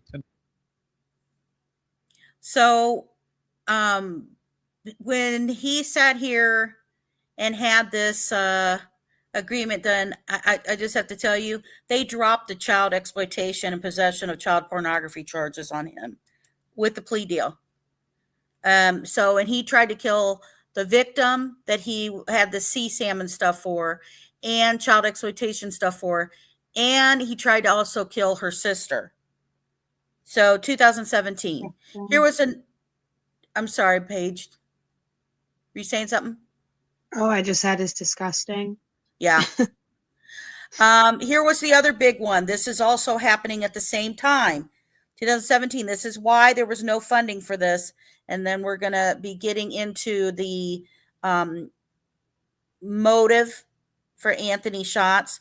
We're going to be going through the 9 Fed cases that were done here that have found Indiana men. And if you end up having to leave, please make sure you come back and catch all this. This was Kyle Cox, park tutor, basketball coach. This is a college prep school guy that they caught. Breaking news from RTV6. We begin tonight with breaking news. The former head basketball coach at Park Tudor arrested on federal charges, accused of exchanging explicit messages with a 15-year-old female student at that school. We've been following this case for weeks and are getting new details right now in the case of Kyle Cox. We have team coverage tonight, including Call 6 Investigates Paris Lubell. We start with RTV6's Liz Adiola and details on the charges just released. Liz. Yeah, for the past hour, I've been combing through the extensive 30-page probable cause affidavit that basically says that the former teacher here at Park Tudor, Kyle Cox, allegedly hatched a plan to have sex with one of his female students. Investigators say Cox had an inappropriate relationship with a 15-year-old girl that grew over the span of 4 months. Investigators say Cox tried to have the student come to his home while his wife and children were away. They also say he tried to get her to meet him at the school for sex. That girl's father discovered sexually oriented pictures and text message threads between his daughter and Cox. That was back in December, and he says he reported that to the school December 14th. Cox was released. He was let go from his position as the head boys basketball coach and as a teacher at Park Tudor the next day. Today, he was arrested on charges of coercion and enticement, sexual exploitation of a child, and sexual misconduct with a minor. Now, I spoke to several parents that were coming to Park out here to walk their dogs and to be with their children, and they say that they are shocked and appalled at this news, but they were not willing to go on camera. I also spoke to someone from the school who says that they are following this case, they are monitoring the developments, and they are cooperating with the investigation. Reporting live on the north side, Liz Adiola, RTV6. Let's continue our team coverage now and bring in Call 6 Investigates Paris Lubell. And Paris, court records in this case are also bringing up new questions about Park Tudor's response to the investigation. That's right, Erica. Those court documents showing that Park Tudor knew about and had evidence in their possession a full 3 weeks before law enforcement even knew about it. Now, the criminal complaint says the victim's dad took a laptop and documents to the head of the school that showed a minor engaging in sexual activity. Now, that meeting happened on December 14th, and the complaint goes on to say the school's attorney, Mike Blickman from Ice Miller, took the laptop and documents from the father, brought it to his law office, and copied them. The laptop was returned to the victim's dad on the 16th, and he found out that the documents had been copied because a message on the screen showed that a thumb drive had been removed improperly. Now, the documents go on to say that investigators didn't know about the evidence until the attorney arrived at the school during the raid by police on January 7th. Now, we reached out to Mike Bleckman, the school's attorney. He told us he has no comment, and the school also telling us they are not commenting on this at this time. Now, we'll continue to follow this very closely. We'll bring the updates to you on the RTV6 app. Very interesting new details, Paris. Thank you. So he gets sentenced for sex with a minor. Again, this is a constant communication. He sat and was communicating with that victim. He was using the username Big Silky Smooth in his communications on Snapchat with teenagers, had the images and stuff in there, had him on the phone. Well, here's what's interesting. So Park Tudor is a school, which is, again, it is a co-ed independent college prep school. It still exists. And this school is responsible for automatic reporting. So they have their attorney come in. The attorney copies this stuff. And then when the head of the school, a park tutor, is told about this, she asked then finally, like the secretary, to go ahead and call this into the police. Well, they call in the police, and while she's making the report, the police ask them directly if they had any evidence or anything from it. Doesn't tell them yes, doesn't say anything about it whatsoever. So this is an agreement that Park Tutor had, that they were not going to be charged in the matter, even though that they would otherwise be subject to prosecution for not reporting. And they talked about that when Kyle Cox was doing this stuff and when they found out about it with the minor victim. But here's with, let me make sure I've got the right one. The shocking part here in this contract for them not to make charges against this school is that the death of the park tutor, head of the school, after the arrest of Kyle Cox. Well, what happened on that? That was the agreement. In 2016, the park tutor school head of school, Matthew Miller, tragically died by suicide in January of 2016. Again, this was handled by Internet Crimes for Indiana. They had to research all this stuff, do everything. This is why there was a funding issue from all of it. And you have suddenly the head of this school. And this just talks about the big deal of people who went to this school. So you've got race car drivers, Eddie Carpenter, who's been there. You got Ursay's daughter, who is that owned the Indianapolis Colts. He's now no longer with us. Different people from that. And the school he used to teach at before he came here was another prep school that used to have Peyton Manning and Eli Manning both teach at that. So that tells you the high level of the school that was part of this.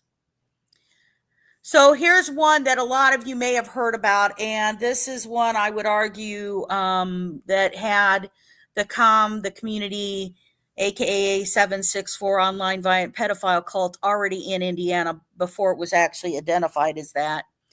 And this is started out with a bombing threat that happened and closed up Plainfield High School and a different high school in different communities. So we begin with that breaking news. All after-school activities at Franklin schools are canceled for the night after the district received a threat. Schools will also be closed tomorrow. Now, this new threat comes after a series of online threats forced Plainfield and Danville schools to close today. This is a story we've been following all day, and we have team coverage tonight.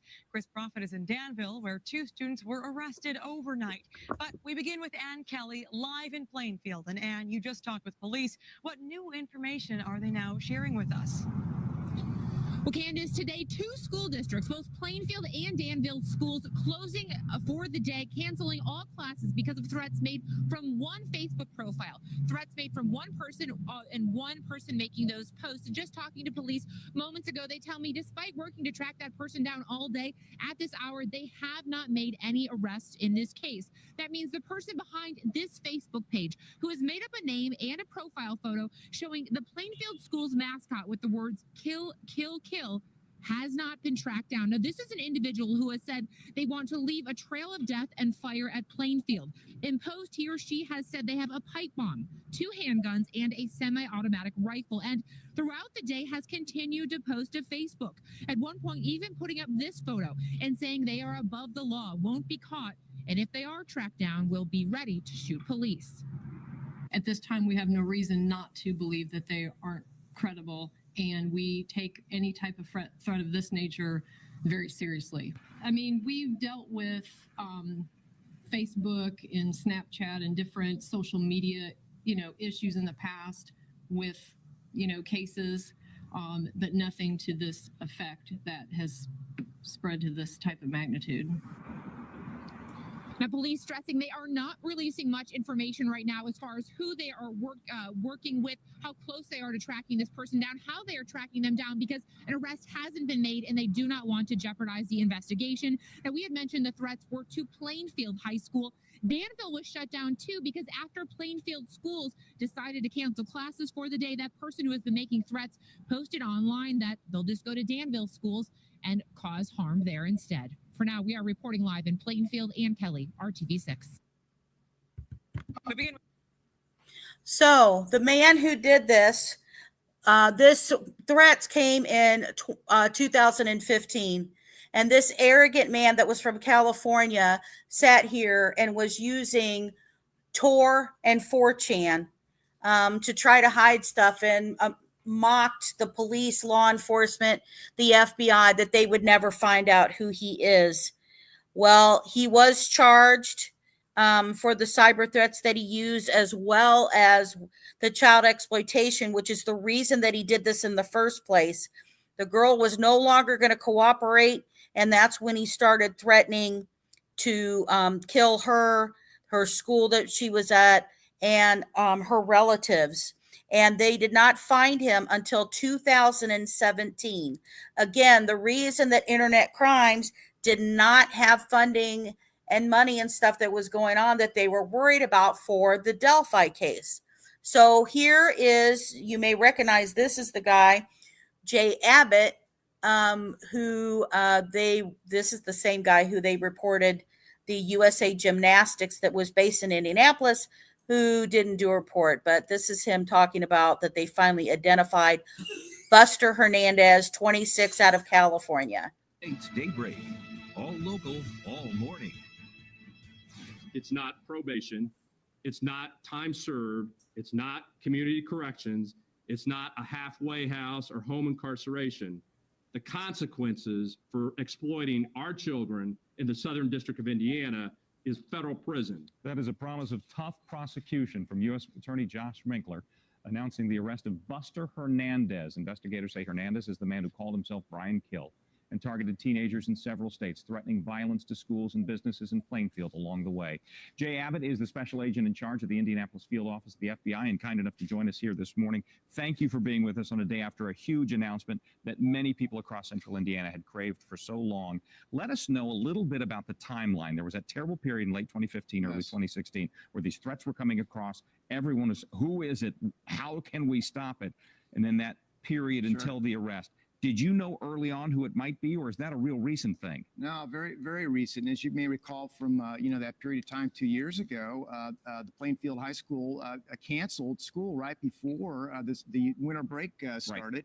And then we met in a large auditorium with about 700 concerned parents and community members who were very concerned about whether or not it was safe to send their children back to school. Mm-hmm. So particularly since it was a case of child exploitation, we investigate these cases with a sense of urgency, and as soon as we are able to identify a person with certainty, we're gonna move right away to stop, that activity. And that did not occur until just the recent weeks when we thought we had an identification, and as soon as we were able to confirm it, in the last couple of weeks, we started surveillance and other investigative techniques, and then we went to California. And we're able to effect an arrest. And there may be prosecution in several other states as well on federal charges. This one's really going to blow up, and we'll stay on top of it. Few of the phrases we heard yesterday in the comments that you guys offered. Dark web. Heard about it from time to time. This one really hits home. What do you know about the dark web? What do families need to know about it? Sure. Well, in cases like this, we have people who are using the Tor network. Which is a network online internet that can be used to obscure your IP address, and it's very difficult, almost practically impossible, to track the identity of a person when they use this type of encryption. And so this hints to the larger issue of the going dark issue that law enforcement has, and it's not for the FBI to decide that level of privacy versus that level of security and protection that our society wants, but we're going to have to decide what we want to do in that area and create those lanes in the road for law enforcement. Because when we do have legal means to try to do search warrants, etc., sometimes it's very difficult to do that through uses of encryption of the subjects that we're trying to focus on. Technology certainly is creating a push-pull in that national conversation. That will continue clearly as well.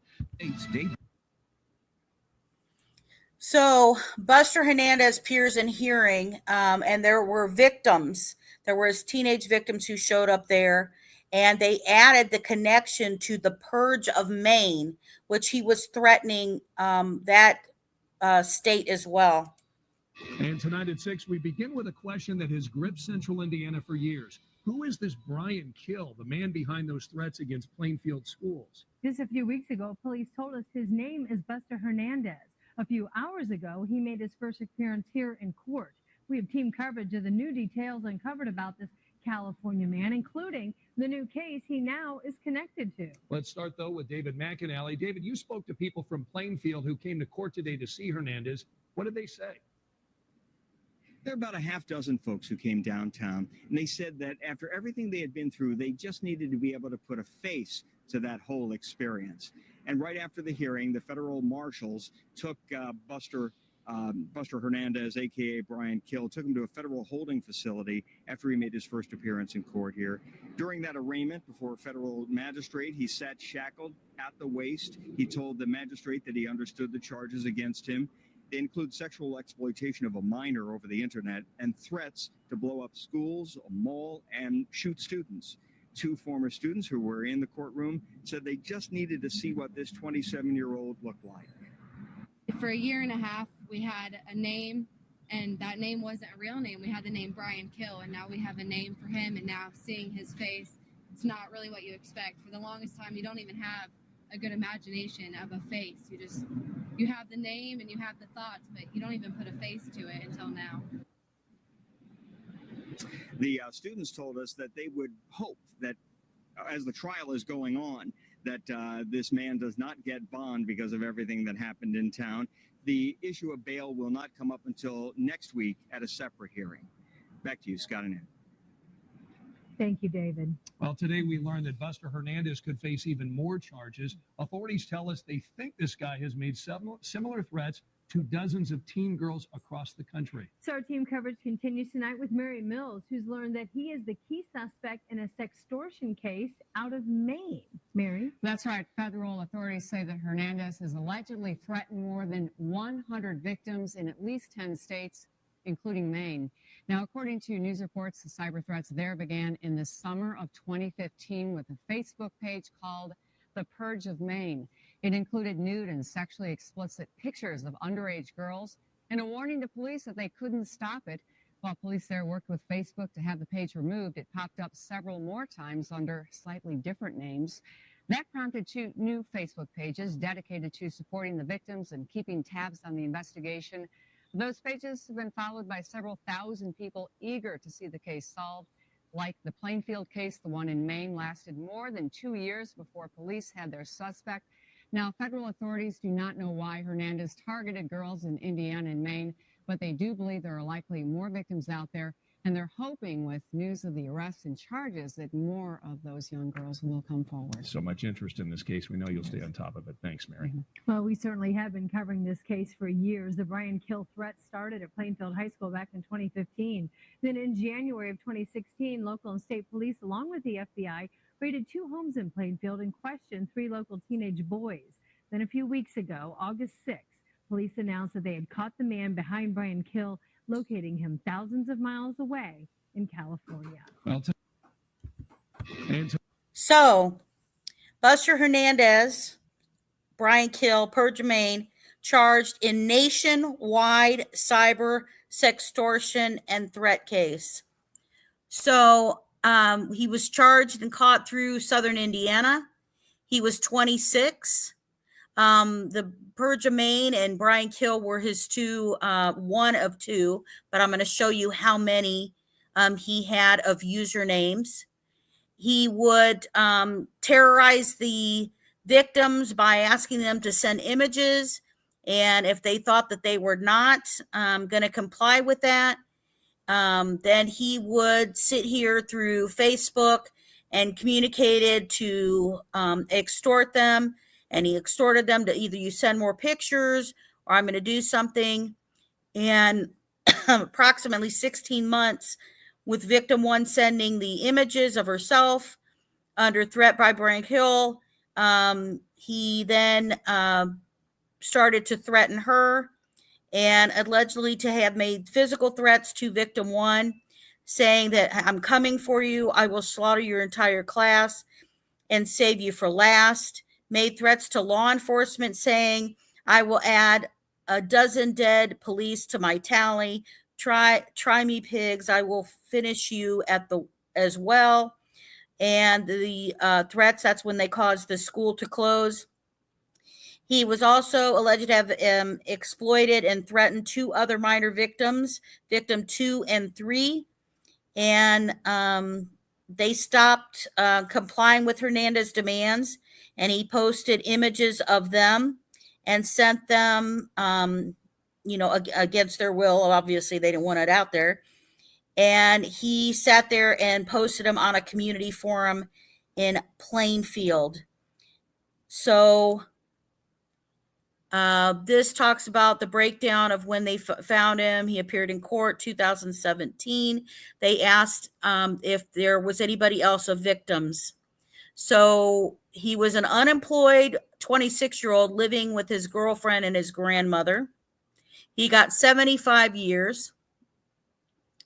It started that when he would threaten them, he had a total of at least 375 victims, including those from 2 foreign countries. So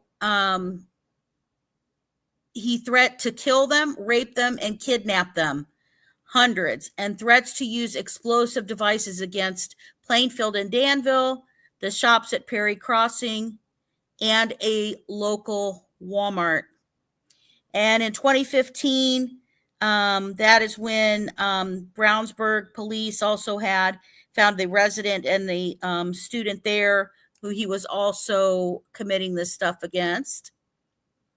And using, again, Tor and 4chan, he's communicating, he's sharing these images and stuff with everyone.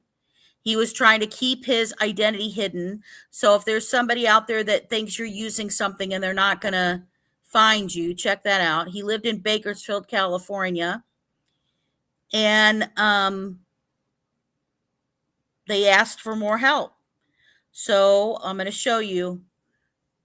These next 2 slides consist of all the usernames that Buster Hernandez used. And if you look at them, you will see some female names. And again, if anybody was a victim of them, they still want to be contacting the FBI, which there's a phone number and an email address for the FBI. This is the second list of his usernames that he also used. And please, if you're going to check that list and stuff, freeze that for you can see. So basically, after this happened in Plainfield, and he had multiple victims in Indiana, he had 6 victims that were in Indiana. All across the U.S. was the other. And again, he said at minimum 300, over 370 some victims, and in 2 other countries. This one man. So let me talk about something that's a little bit more close to home. On February 10th of 2017, the week before, or the days before the Delphi murder, there was a man arrested, a raid that happened at his home on February 10th of 2017, after he came home from working 3rd shift at the Chrysler plant in Kokomo, Indiana. Isn't that a coincidence? Sounds familiar. Yes. So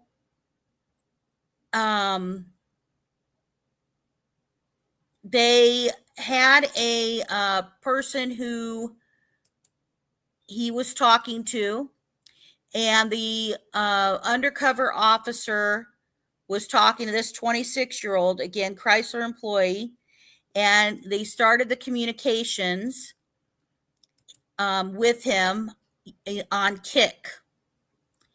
And when they started the communications with him, he sat here between February 6th and February 9th. And he was communicating with a federal officer on Kick, and he was sending him messages that included CSAM, and it was depicting images of minors engaging in sexual explicit activity. So he used the username Elliot90765, and he told that the FBI agent asked him if he was a dad, and he said no, he's not a dad, but that he had access to a 5-year-old girl. Now, they had looked at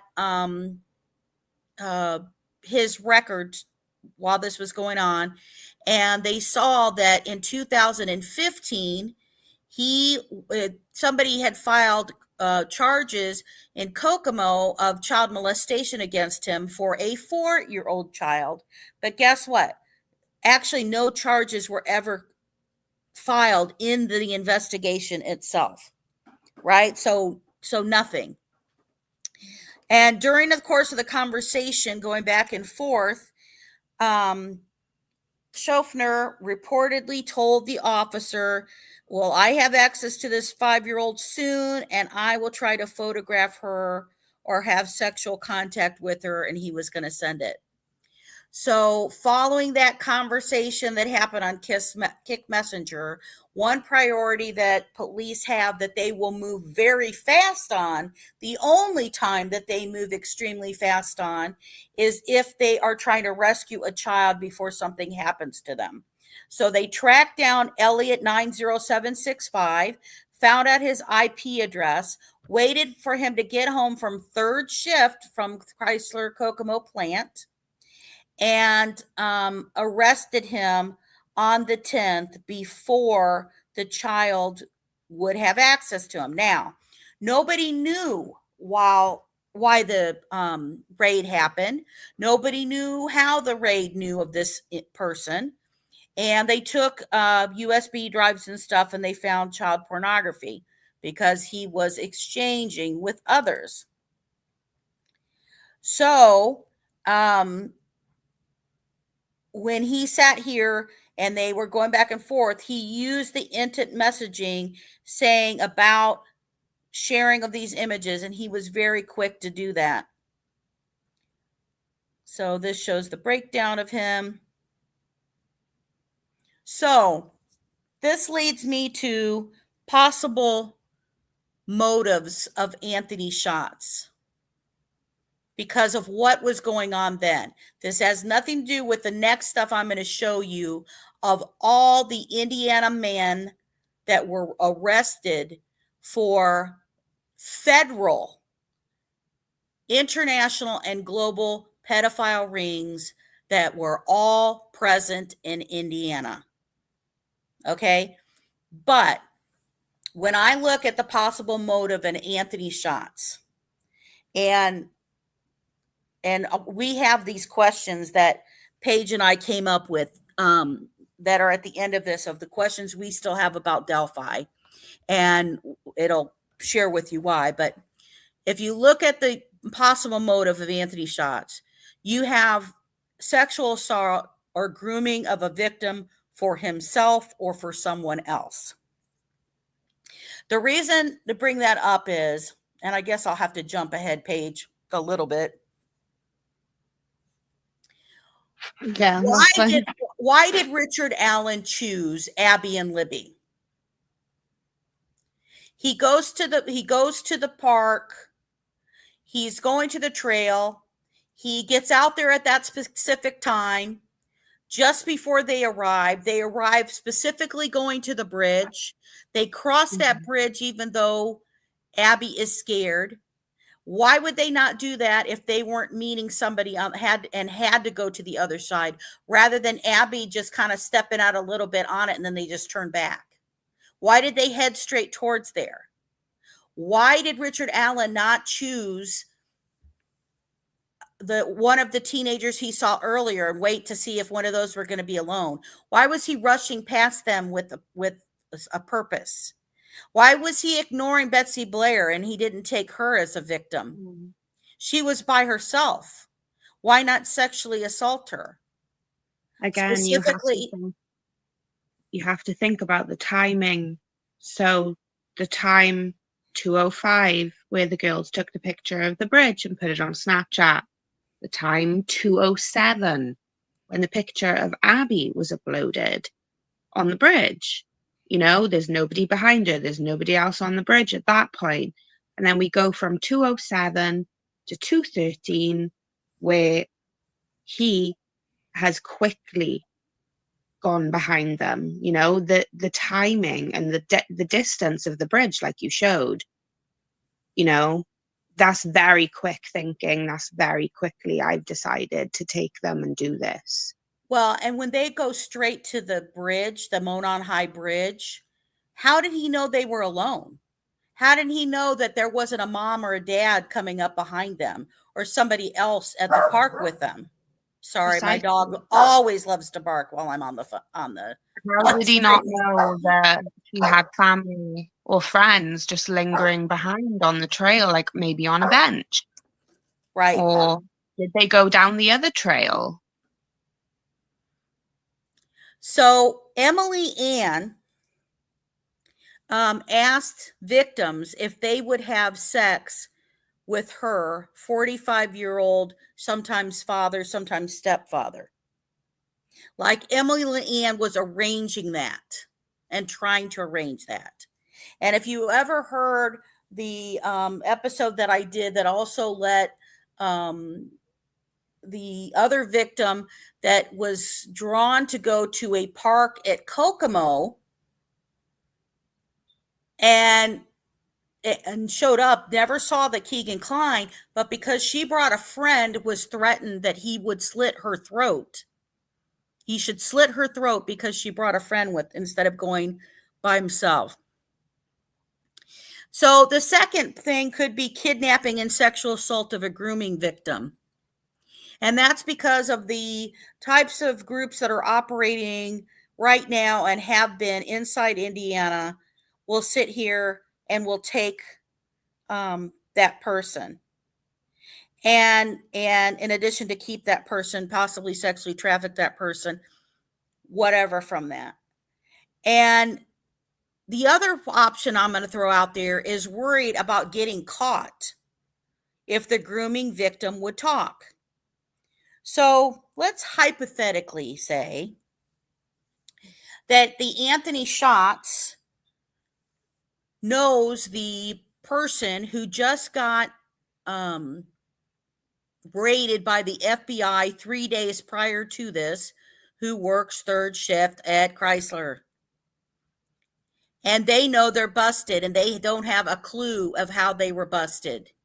Remember that in Keegan Kline's info, Emily Ann was trading images with somebody over the internet. That is a federal crime. And when we go through all of these groups that are operating inside and have been operating in Indiana, you'll see all of that. Libby had her aunt help her factory reset her phone weeks before. Was it because Anthony Schatz told her to do that? Or was it because she was trying to get rid of info and stuff of a person who was bothering her online? Was she not complying with sending images? So the person who was raided on February 10th of 2017, that was on a Friday. And nobody knew what happened. The dates erased on the phones, iPhone 5, before Keegan Klein turned that last phone in to the police, was erased between February 10th and February 15th before he turned it into the police. Do not forget that 1 week after that Delphi murders, on Monday, February 20th, 2017, in Galveston, Indiana, which is Cass County, a girl reported that after giving her address to the Anthony Shots profile, a masked man was at her house when she came home from school. This was the same girl who knew Libby and knew Anthony Shots, told her and others that he was going to meet Libby, but she never showed up. And again, that's what led investigators to get the subpoenas for the social media tracing of Anthony Shots that led to the IP address to Tony Klein's house in Peru and where Keegan Klein is. So at first I thought, wow, why would, you just had this. Why would an Anthony Shots go sit there and go back out if it was involved with this? Well, let me tell you why. Because Anthony Shots, somebody knows that they responded and said I was supposed to meet her and she didn't show up. I was there, she didn't show up. And somebody knows that she was talking to Anthony Shots. Was Anthony Shots trying to meet her? Because he wasn't trying to be a peeping Tom. 1 week after the murders, he was trying maybe to threaten and quiet her. What did Anthony Shots also do after talking to this friend and finding out what happened? He messaged Libby's account. Right. Because that's when, after this incident happened, the Kleins took off for Vegas.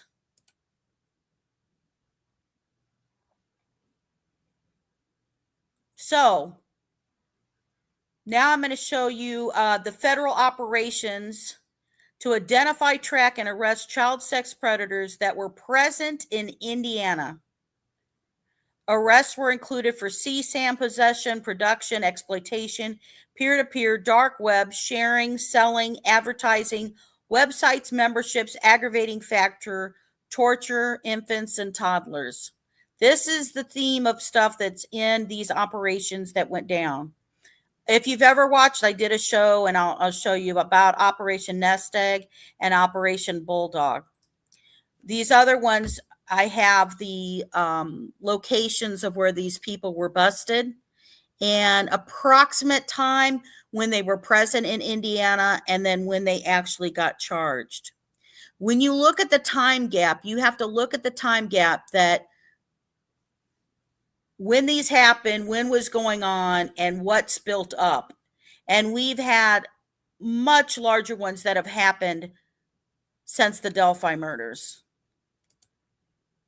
This is the show I did that I wanted to inform everybody about because they told Keegan Klein, from your Dropbox account, from your phone, we have started one of the largest child pornography investigations ever undertaken in the state of Indiana. To me, that meant a lot because I knew about both the operations, Bulldog and Operation Nest Egg. Yeah, well, you were following everything, every arrest to do with this sort of stuff, straight away.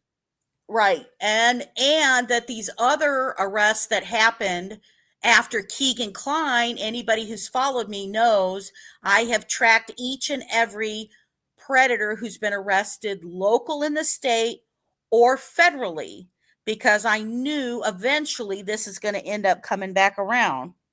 She literally has a spreadsheet that she adds to and has added to since she created it. Literally, that's how closely she follows all of this. So one, the hard thing is, and I'll tell you, Mustang 1965, the problem is when there's a federal investigation, You can't go look up that there's charges in a federal investigation. There's no place to do that. They don't let you. That's going to happen. They're not going to give you the heads up of it going on. But the FBI was called for Anthony's shots. Remember, that's who came down were FBI agents. And remember, the FBI was involved with the case. They split up what stuff was in there. Locals were taking care of the murder case, and the FBI is taking care of the internet case, because when you travel CSAM and share it over the internet, that is a federal charge. Period. And not all of the victims that were in the Keegan Klein Emily Ann were charged to Keegan. They had a total of 15 Indiana victims, but he was only charged for, it was either 6 or 7 of them inside Indiana. So this stuff was about Operation Nest Egg. And this is just to show you about this. I'm not going to go deep into this one at all because I did a whole video. Please go watch that. I just showed you the screen of that one. But this just talks about the guy who was busted that they found through Indiana. He was the lead, and he was 31. He was in Baltimore, and he was who had advertised child pornography, 1 count of conspiracy to distribute, 12 counts of advertising, and 2 counts of distributing it. And so they presented all the evidence at trial that he was an active member. Now, remember, this is a long time ago. He was an active member of Child Pornography Bulletin Board since November of 2005. He participated in numerous administrative functions in the online board during his membership, including adding new members to the board. In addition, evidence introduced at trial established that Lawfrey's home was searched in September of 2008. Operation Nest Egg was launched in February 2008, targeted 26 defendants charged in the Southern District of Indiana, as well as about 500 additional individuals located throughout the world for their involvement in an online group dedicated to trading images of child pornography. This started in 2008, and some of these lasted for a long period of time.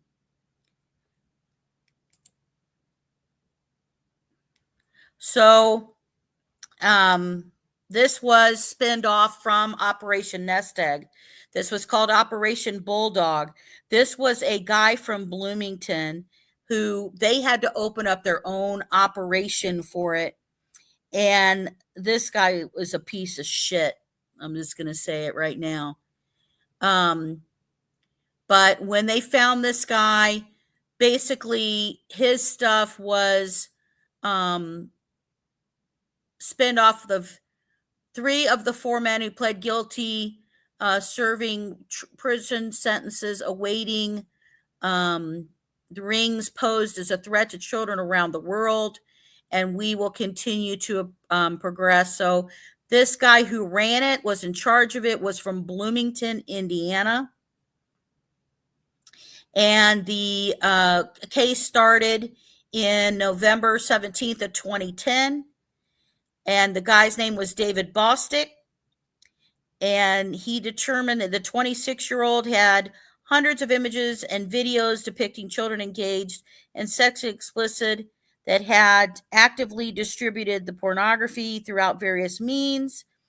And his disgustedness was that basically he had victims who were as young as 2 months old to 3 years old of girls, and a 4-year-old boy. And this talks about the different guys that were arrested: California, Michigan. This whole group was ran and targeted towards babies and toddlers. And this man from Bloomington did it. There was also another man ended up found in this group. His name was Patrick Logan, and he was out of New Albany, Indiana, 24 years old. So they found the different files and stuff, 46 different files. And they talked about that they had defendants all across the country and around the world were found as Operation Bulldog. He was also in possession of images and stuff created. These people, the reason they got busted was because they had images that were of David Bosticks, who he shared out. Again, just for David Bostick, he's in prison basically for life. He doesn't get out till 2279. Piece of shit. So this shows just more people that got charged and stuff. And this also shows the guy who was charged in the UK. Again, I've got this covered. You guys can check that out on the earlier videos.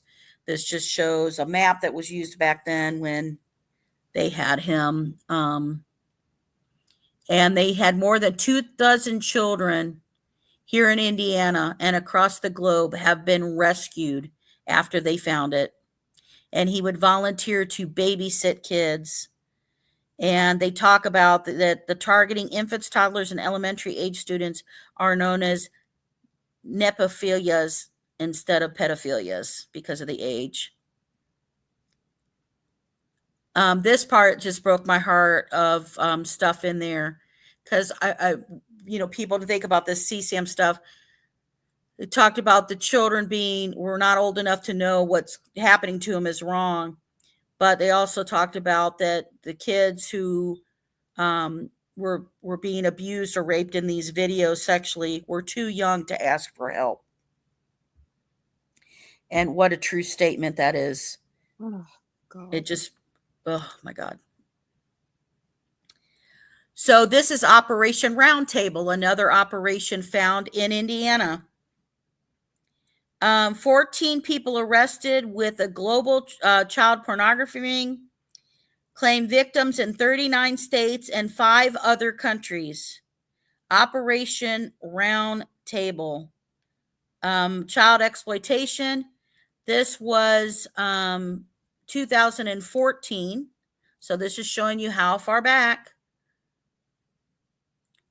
So enterprise included 251 minors in 39 states and 5 foreign countries: United Kingdom, Canada, New Zealand, Australia, Belgium. The majority of the victims were between the ages of 13 and 15, although 2 victims were under the age of 3.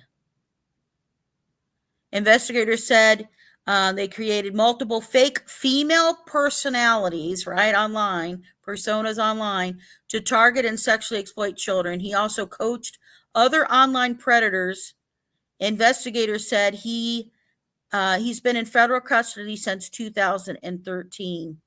He also used the Tor network and operated for about a year from June 2012 to June 2013.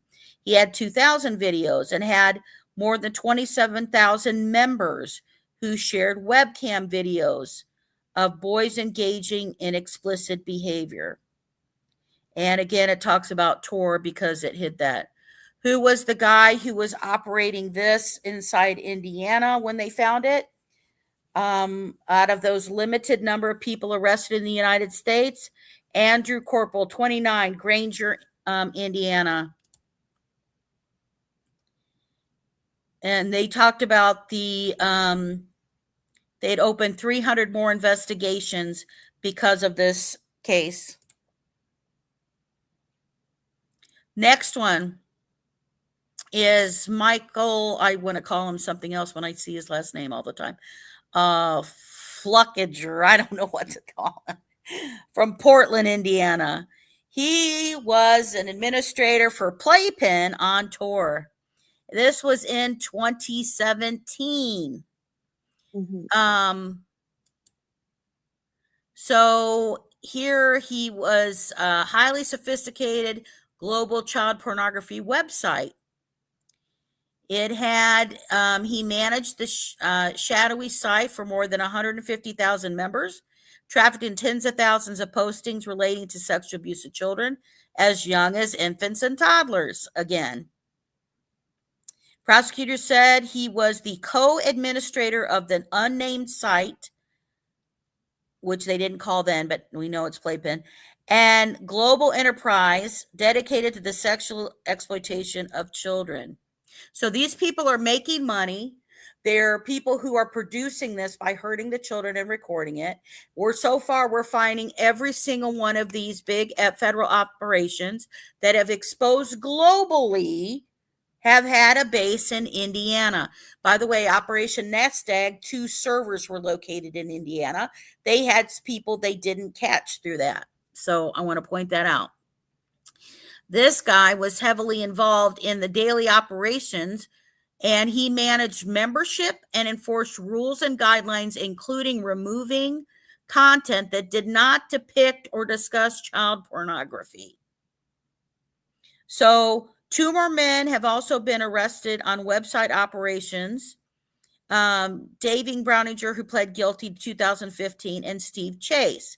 Now, Steve Chase was the guy who actually named the group, and he was convicted in 2016. And so they bust these guys. He named the group again. Prosecutors say there's ongoing investigations that led to the arrest of 48 hands-on abusers and rescued 49 children.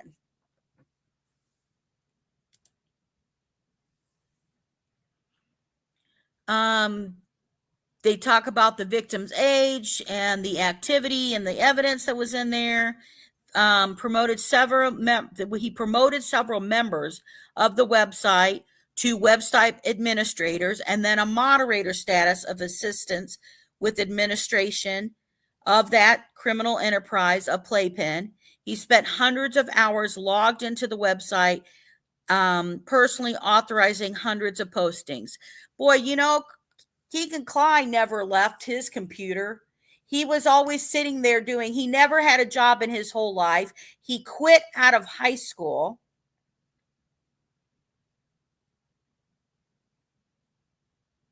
He's sitting here having this Dropbox, which has private links and stuff to it. He's buying weed and stuff like that. That's what all his buddies and stuff were doing that he knew around there.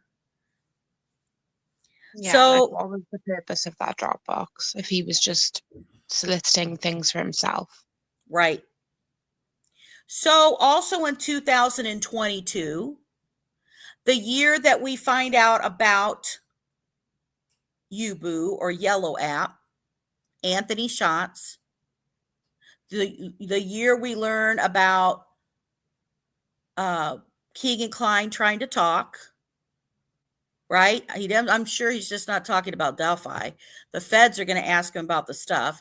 And we learn about Richard Allen, right? Well, we find Demetrius Carl Davis, 24 years old, out of California.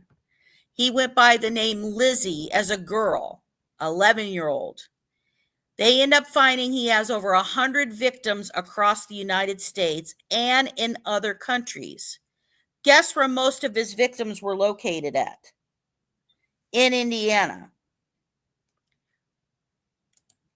Breaking news again this morning as a man in California is now under arrest, accused of grooming children for child pornography. And several of his victims are from Indiana. The details, as we are still learning them, are disturbing. Eric Pointer is following the story for us this morning. He joins us now with the very latest. Eric, good morning. Good morning. So 24-year-old Demetrius Carl Davis is accused of creating several accounts pretending to be a young girl named Lizzie. Police say he'd befriend children online and then get them to make sexually explicit videos. Now, some of them included their siblings or other children they knew. Most of the victims are between the ages of 6 and 13. So far, more than 80 child victims have been positively identified in the U.S. According to a map from Sacramento Sheriff's Office, 11 of those victims are in Indiana. The FBI is now working to confirm at least 15 more victims internationally. Overall, police believe he could have talked with 100 kids between late 2020 and December of 2021. Investigators believe Davis spoke to his victims in sexually explicit language, as well as sending them videos of child pornography. After establishing a relationship with the child, Davis would direct them to produce child pornography, depicting themselves engaging in sexual acts with their siblings and other children known to them. Parents are asked to check their children's internet activity and contact the authorities and at that information that you do see on your screen right now if they notice any communication or anything sent to someone named Lizzie, who you are not familiar with, and that is over any social media or messaging app. Now, we also have that information to contact authorities on our website, fox59.com.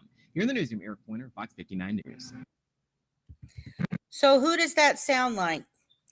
Doesn't that sound like the activity of Keegan having an Emily Ann account, that a lot of predators share this techniques, this information, everything from it? And he's using an Emily Ann to communicate.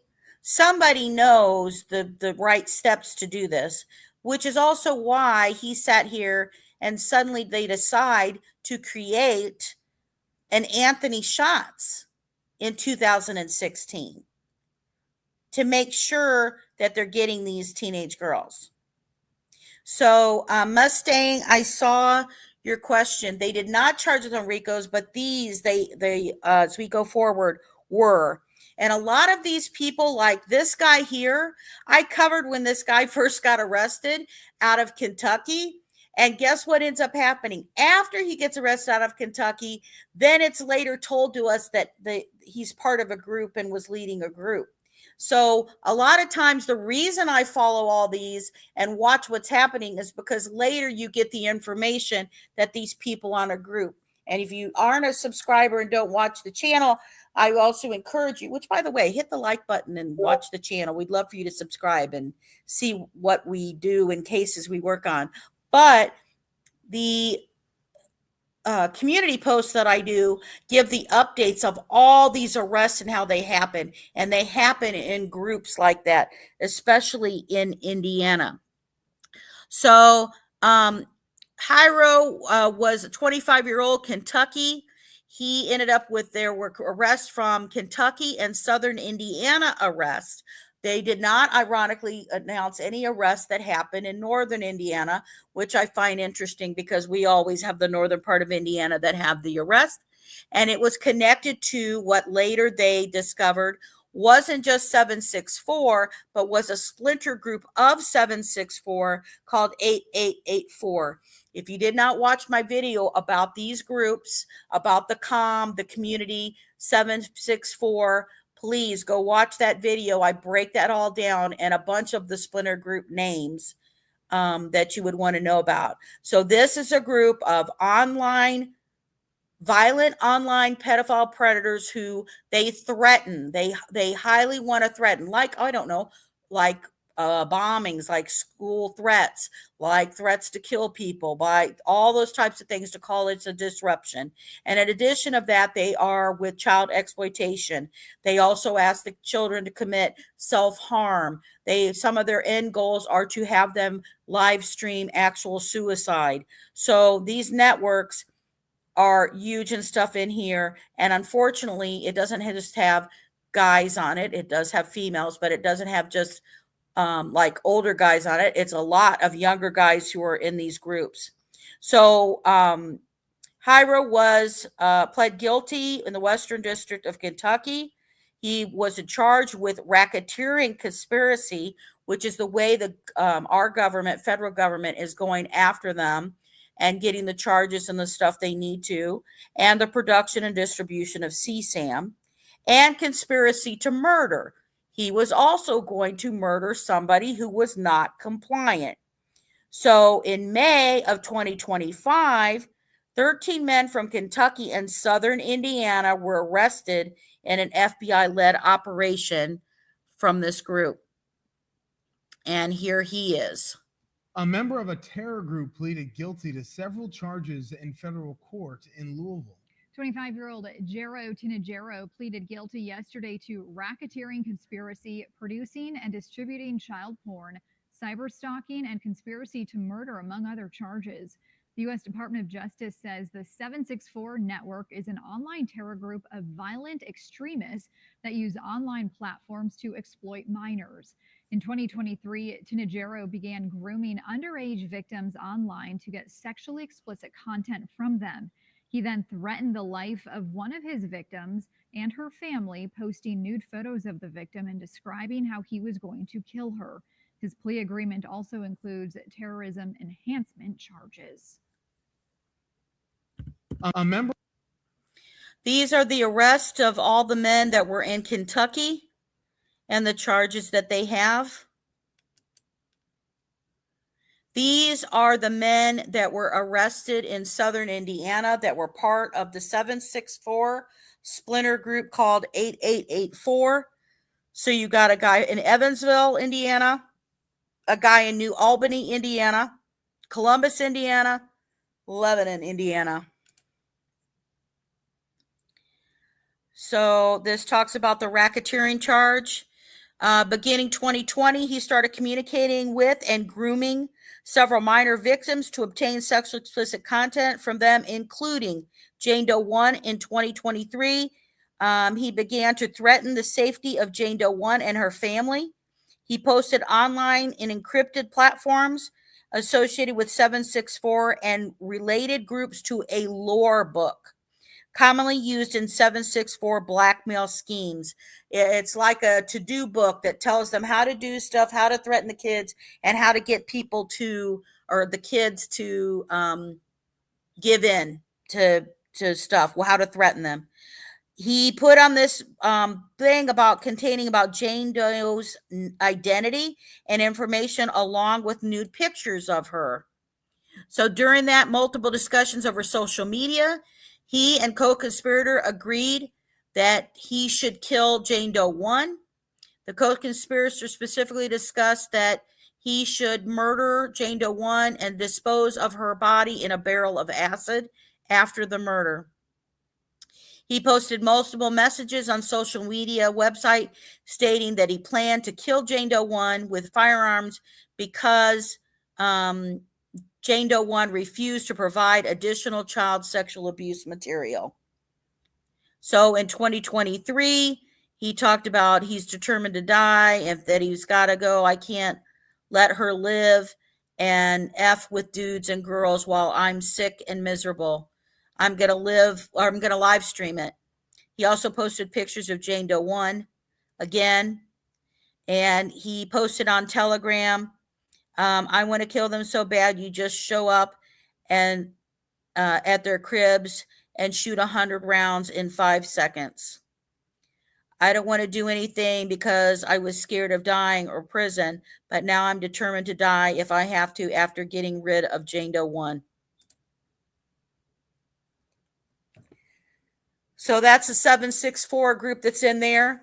And part of this was of Operation Restore Justice.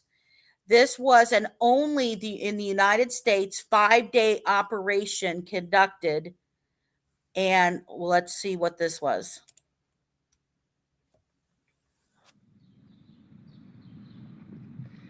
Good morning. Thank you all for being here. We have a busy day here at the Department of Justice, as I'm sure a lot of you have seen already.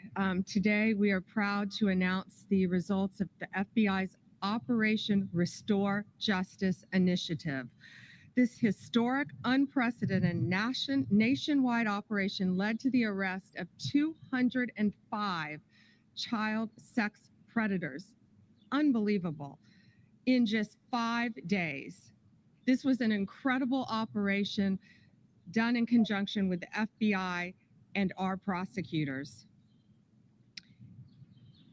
Children and their families now have a chance to heal. These are online predators. Think about this. 115 victims, children. In 5 days, we were able to help. This kind of work takes a toll on the FBI agents and the prosecutors who are doing this every single day. They are working tirelessly online, dealing with the dregs of our society, the worst of the worst, the people that hide behind a computer and target our young children every single day. Our law enforcement, our prosecutors sit there and deal with this every day to get these monsters off the street. Director Patel and I almost daily in our meetings talk about these cases and what it does to our officers and our prosecutors, but also how many lives are being saved and how many children are being helped by this. Director Patel is going to get into the specific cases with you in a minute, but what I will tell you is these depraved human beings, if convicted, will face the maximum penalty in prison, some life. We will find you, we will arrest you, and we will charge you. If you are online targeting a child, you will not escape us. The FBI and the Department of Justice will come after you, and we will prosecute you. Parents, you have to know this is so serious. Your child has no right to privacy on the internet. None. You have to monitor what your kids are doing, whether they're playing games on the internet, on social media, any other websites that children, teenagers frequent, an online predator can find them. I always say it's from instant message to instant nightmare. Parents, they're talking to your kids like they're other children, and they're not. They're predators. They pose as children. They get them sometimes to post explicit pictures of themselves after they talk to them. And then in some cases, they even try to blackmail the children. The suicide rate among teens ages 14 to 17 has increased as a result of this as well, because teens are taken advantage of and they're manipulated online by child predators. So all of you being here today and covering this is so important, because parents need to know. You've got to talk to your kids. They think they're talking to other children, but most of the time they're not. Director Patel, thank you. First and foremost, to the Department of Justice under General Bondi's leadership and all its components, because of your courage, we are here today protecting our most vulnerable, our children. Thank you, General Bondi. Thank you to so many of your colleagues here today that do this work tirelessly day in and day out and never get a moment's thanks. We should acknowledge all of them today.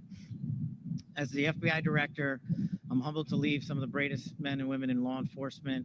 And I want to thank our 55 field offices, our 90 plus United States Attorney's offices, our CIOS section, our CRIM division here at the Department of Justice, and our field offices throughout the country with lawyers and prosecutors and agents working tirelessly on some of the harshest criminality we've ever seen.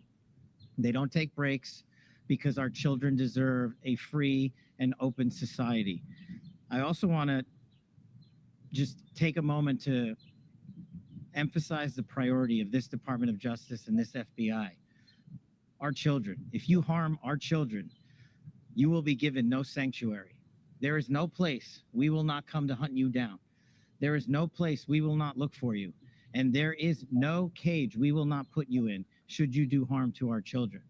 The prioritization of this administration and General Bondi has made it abundantly clear to child predators: you will be hunted down and you will be prosecuted.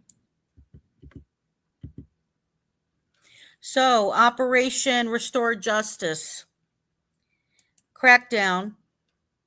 Oops. Did I just go farther? There we go. 4 in the Southern District of Indiana.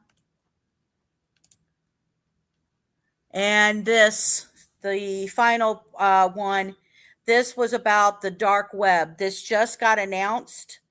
Now, they did not say the sites, but 4 dark websites of CSAM have been taken down. The thing to point out is when you read these cases, well, I have to read a lot of these cases. I'm telling you, I can barely keep up with them.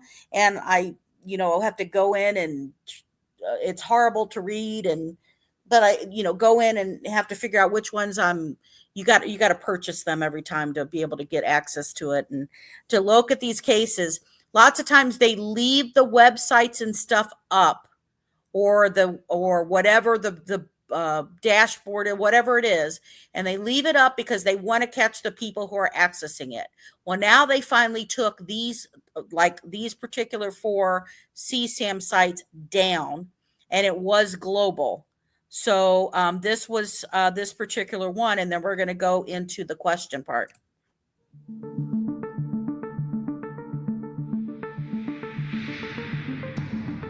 Hi, everyone. I'm Kash Patel, Director of the FBI. I'm excited to announce the results of a global operation to take down 4 of the biggest child sexual abuse sites on the dark web and bring the criminals who operated them to justice. As a result of Operation Grayskull, the FBI arrested 19 subjects here in the United States, and working with our international partners, helped coordinate additional arrests in 7 more countries. Shockingly, many of these perpetrators had no prior criminal records. They were people we knew and trusted, neighbors, colleagues, even family members. They were active in our communities and around our children. This is why we must stay vigilant. Investigations like this are thorough and resource intensive. They often take years due to the complexity of tracking perpetrators on the dark web. Specialized teams like the FBI's Child Exploitation Operational Unit work tirelessly to find those behind bars.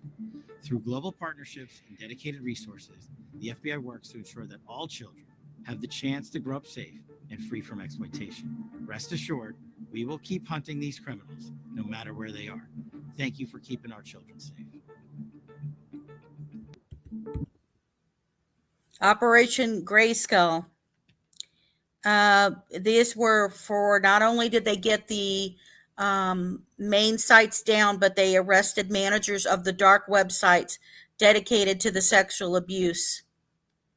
This is the information like you just saw him speak to, and talked about the guy, a main guy that they arrested for this one in Minnesota in 2022. Ironically, the same time that we found the guy in California, right? Lots of stuff happening in 2022. So these are different people around the country. The website leaders advertised and distributed CSAM. They push the rules for the website, enforce the rules by banning or scolding users who violated them, help staff meetings, recruited members to serve as staff members, recommended users for promotion, edited and deleted user posts, praised individuals for participating in and contributing to the website, kept records of CSAM posts made by individual members, and paid for and maintained the website servers, among other things. These are freaking people who are acting like this major business, right?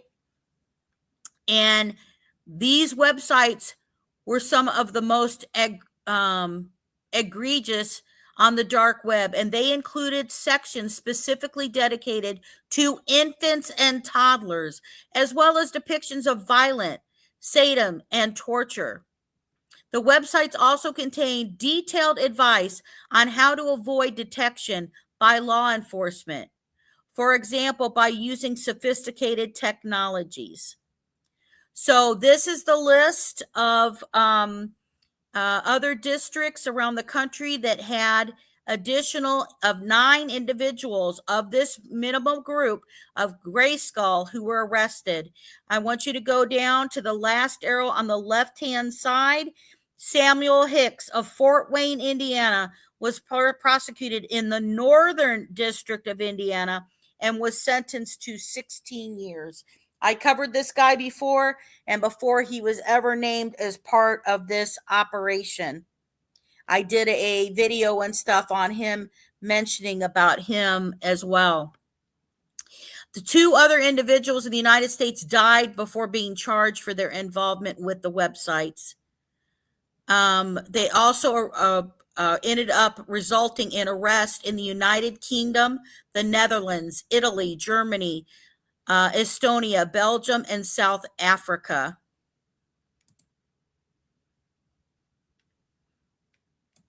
I don't know why I have a white page. Why do I have a white page? I don't know. This was about the tour network. You know what that was? I think that was that extra. Yep. Shit. Sorry, ignore those. I should have deleted that. What questions do we still have about Delphi? And why we believe Anthony Schatz still needs to be found. Here's the thing. Regardless, if you're out there, do you believe that Tony Klein was looking at any of the CSAM in there? Just like they said, anybody who is looking at and participating in any of that stuff should be arrested. And if somebody used Anthony Schatz to get there, which they believe that's why the girls were there, they met somebody, right? They met somebody. And I'm going to throw this out there. I know we don't have this up there, but I know Paige and I have talked about this. Here's the thing. You know, if somebody's going to get busted that's going to expose a pedophile ring, don't you think that this pedophile ring, especially these types of groups that are getting busted, who use social media to threaten and harass children online, don't you think they would threaten and harass adults online if they tried to expose the truth? Right? This is the last part of our thing, but I'm just going to show you whatever here. Did Richard Allen just decide one day to go to the park to molest 2 girls for the first time? Did he just decide that one day? Was it his first time? Maybe it wasn't his first time. Or was the decision not up to him? Mm-hmm.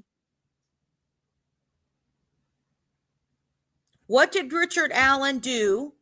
And this was Paige and I were like majorly on this.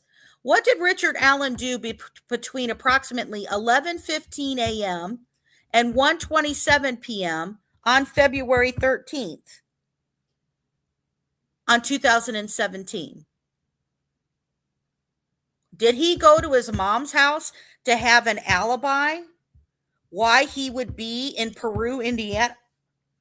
You want to say he has nothing to do with it? You don't find it ironic that, I'll put it this way, a coincidence that before Richard Allen heads to the Delphi trails that he lives near, he goes to see his mother out in Peru, right? Peru, Mexico area. And guess what? Guess who lives out there? The Kleins. He knows where they live. They sat here and he worked close by there too. Mm-hmm. So if he goes out there, that would give him a reason why he would be seen in Peru, Indiana that day, wouldn't it? Yeah, and still no plausible alibi has even been given from anyone in his family or himself to say he wasn't there, but we think he was anyway. If there was something, people are like, well, don't believe this, don't believe that. Okay, then tell us what Richard Allen's alibi is. What's his alibi? After clearly being seen by the 3 teenage girl witnesses on the trail head, why did he not abort his plan then? Mm-hmm. Mm-hmm. Or even choose one of them? Why did he appear to be in a rush with purpose, heading quickly directly to the Monon High Bridge? Why did he take a gun with him and a box cutter and a burner phone? Why was he already covering his face? Why did he not speak to them? He's just relaxing, supposedly going through this, right? He's just relaxing going through. He's been described by his own wife as being a people pleaser. You would expect someone who she describes as Richard Allen as being quite friendly and warm to approach when you're walking towards them on a trail. Right, Jinx. Jinx said, funny how his mother, Janice, or his wife, Kathy, didn't testify for him at trial. Right, and we never got to learn what time did they say that he left, right? What time did his sister and his mother say he left that house? And why did he have to go buy? He bought 6 beers and he drank 3 of them. Is that his liquid courage to do something? He's not drunk enough to say that's the reason he did something. 3 beers ain't going to do it. Or was it him just waiting around in the duration of him drinking those 3 beers before he had to do if he's something? casually walking and he's casually just going to look at fish, why would he just not say hello to the teenage girl who spoke to him? He's trying for his face to not be seen. He's trying to not be recognized. He's just walking down there to look at fish. Why would he just not say hello? So after walking on the Monon High Bridge, where he appeared to be waiting and looking at his phone after seen by Betsy Blair, why not abort his plan then? If that's when he was going to do something. Again, is it not up to him? He just got seen by 3 girls. Now he's just got seen by Betsy Blair. Everything's in motion. If he doesn't know those girls are coming, right? He doesn't know they're coming. Why doesn't it go out of his mind that he's not going to do it? He just got saw by 3 teenage girls. He just got saw by Betsy Blair. Why would he go ahead and go through it unless it's not up to him? It wouldn't be up to him for one of 2 reasons. Here's my guess, Paige, you tell me. One guess is it was set up for him so he can't back out. Right? So if Anthony Schott's profile is not being used by him to set it up, then somebody, Anthony Schott, used it to set it up for him so he can't back out. Now they're on their way. Yeah. And, you know, obviously he wants to participate. Right. Right. But yeah, like, again, there's many instances where if he was just a guy who, you know, had no connection with the Anthony Schott's account, let's say, he had no prior knowledge of the girls or their whereabouts, you'd have to think how lucky he would have been, again, if it was his first time, how quickly he decided to go out on those trails, the timing of when he was seen by people, the timing of when the girls approached that bridge, and how fast he made that decision to follow them and do what he did. So Jinx just popped up a question that you and I were talking about too. Jinx asked, also, why did he go, or also, why did he go to the gas station to buy beer? Question mark. Gas station in Indiana are not allowed to sell cold beer. Right.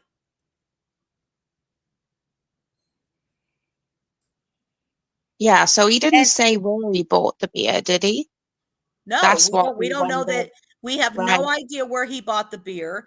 And if he went to buy beer, I think he said where he went to buy beer because he was worried they would know exactly where he went to get it. Wherever he went to get that, you know, he was probably worried that they could identify that he went in that store. And where was it? Did he buy the beer in Peru? Did he buy the beer in Delphi? So he bought a 6-pack. He said he drank 3 of them. Okay, well, who drank the other 3? And if he still couldn't abort because Anthony Schott set it up for him and that's it, maybe the other reason, the second reason I was going to mention that he couldn't abort was because he wasn't going to be the only one there. Right? That's another option. It's not up to him. He was leading them. Yeah. And with why not choose Betsy Blair, who is by herself? I mean, one thing function on that is, guess what? She's too old for him. So after forcing Abby and Libby down the hill to the private drive, then seeing a white van, did he not abort his plan then? Now, I want to point out that in the info that it's kind of like we all take for Keegan Kline. Anything you hear from Keegan Kline, we know is a bullshit lie with a little bit of truth in the shit, right? And with Richard Allen, if somebody's being accused from that, he's going to say one part of something here and another part of something here. And he was trying to go off of originally, he's saying a certain time he was somewhere, which he had told Dan Dolan he was there from 1:30 to 3:30 in the Dan Dolan account. And all the stuff suspicious with the tip and Dan Dolan, go watch my show about that because, well, we won't even go there today. But when he sits there and he tells Dr. Walla, well, he tries to play down, in my opinion. I think he's trying to play down, well, I really wasn't going to kill him, but then I had to because this white van showed up. No, if you were going to end up molesting 2 girls, what do you think you were going to do? How are you going to get away? But he saw the van. All he did was tell the girls to go down the hill. He sat there. He hadn't molested them. He hadn't sat there and murdered them. He hadn't done anything. So why not abort? Let them go. Was it not up to him? If he was startled, then why cross the river and then spend an hour with them until he's seen on County Road 300 North?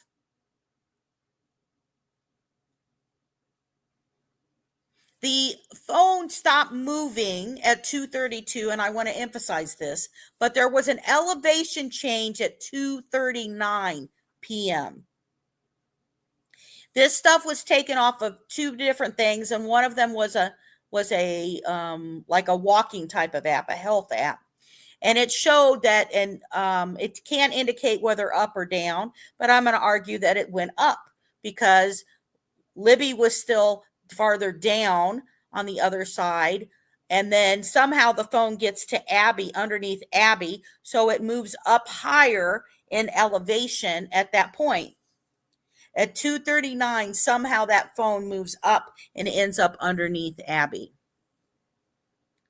But you gotta believe that when Richard Allen's like, well, I wasn't really going to do this until this happened. I wasn't, I wasn't planning. I tried to, I sat here and just wasn't planning. What? Why an hour? Why an hour? Mm-hmm.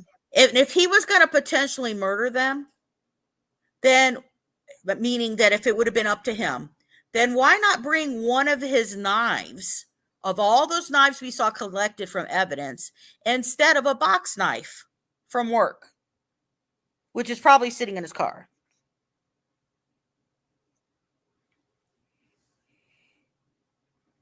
Mm-hmm.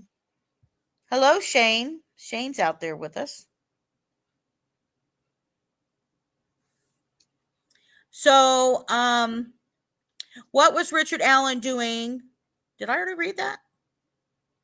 It's kind of like worded differently. Yeah. If he was leaving his mom's, but before his car was seen on the camera at Hoosier Harvester, did he go meet with someone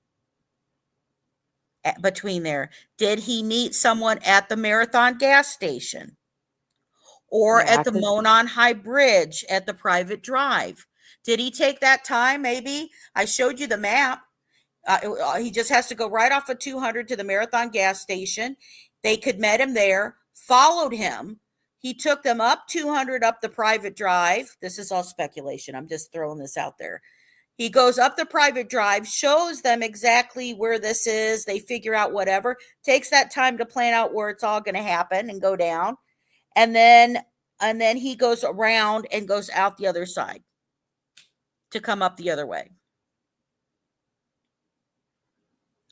This one's yours, Paige. I'll let you do number 8. Mm-hmm. Okay. So if Richard Allen was acting alone, how did he restrain one girl while attacking and murdering the other one? I think that's a good question. It's something that I can't stop thinking about, is that question, because if Abby was killed first, what was happening with Libby? If Libby was killed first, what was happening with Abby? And we know, obviously, the difference in their injuries. Right.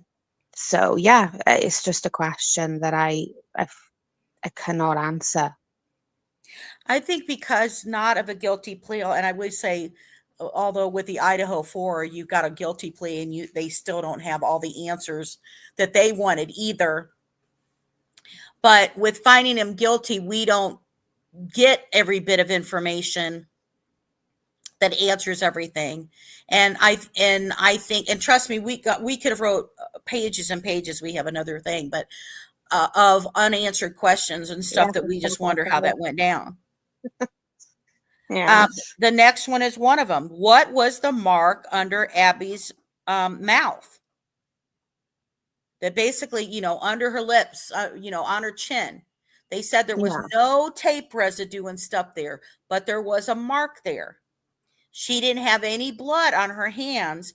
That if she would have had her throat cut, just like Libby, she would have put her hands up if she was conscious or not held down. So that was the other thing. Was she restrained? Why was there no blood on her hands? And again, how do you restrain this girl and give her this injury that kills her while you have another girl too? And keeping him quiet. Yeah. Some of these I brought up because I can't hold my tongue till we got here. Why did he choose Abby and Libby? If he didn't know they were coming to the Monon High Bridge, how did he know they were alone? Why did Abby and Libby cross the Monon High Bridge if Anthony Schatz did not tell them to meet him on the other side of the bridge? Why did they head to the Monon High Bridge as soon as they arrived? Why would Abby, who was afraid and had never crossed the bridge before, do it if they were not meeting someone on the other side of the bridge? Yeah.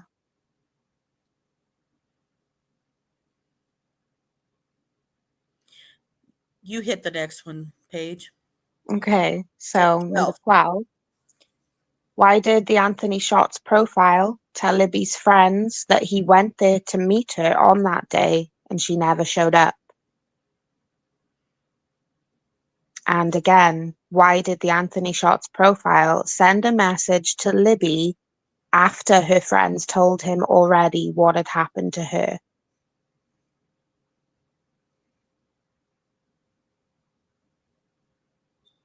Well, number 12 is because Anthony Schatz is an idiot.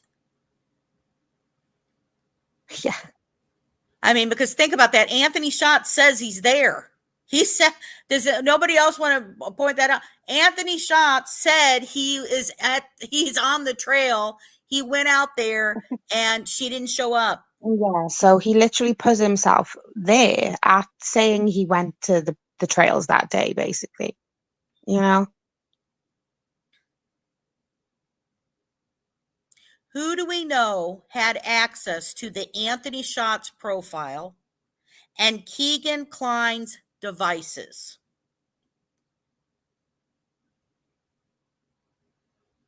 And how can law enforcement prove the difference of who is using the same devices, accounts, and IP address if there is more than one user? Yep. So think about that, hypothetically.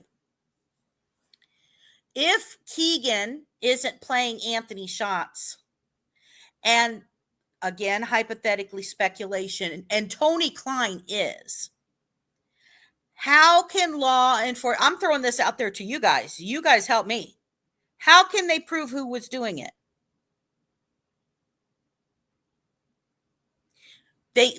They're on the same devices. They're being the Anthony Schatz profile. they're using the same internet. It's the same IP addresses. It's the same everything. Now, how can you tell? Now, we know that law enforcement said during this stuff with Keegan, oh, we hear these different voices when they're talking, right? Like, for example, one of the times Anthony Schatz is saying about daddy, asking them to call her daddy. Yeah, so the language in which the Anthony Shots profile would be different on different occasions, you know, and a lot of people will even say that, you know, in like a true crime case where, you know, someone's been killed and then the murderer is actually texting with a family member or something, pretending to be the victim. And, you know, a person who knows you knows how you text, how you say things, you know, they can tell if it's you or if it's not. Well, and Keegan Klein's not going to be asking the question, do you want to have sex with a 45-year-old? I mean, technically, I guess he could if he's setting up a meeting. But, you know, the stuff and call me daddy and all this kind of crap, I mean, that's can be a totally different user. But how do honestly, guys, how are law enforcement supposed to prove that?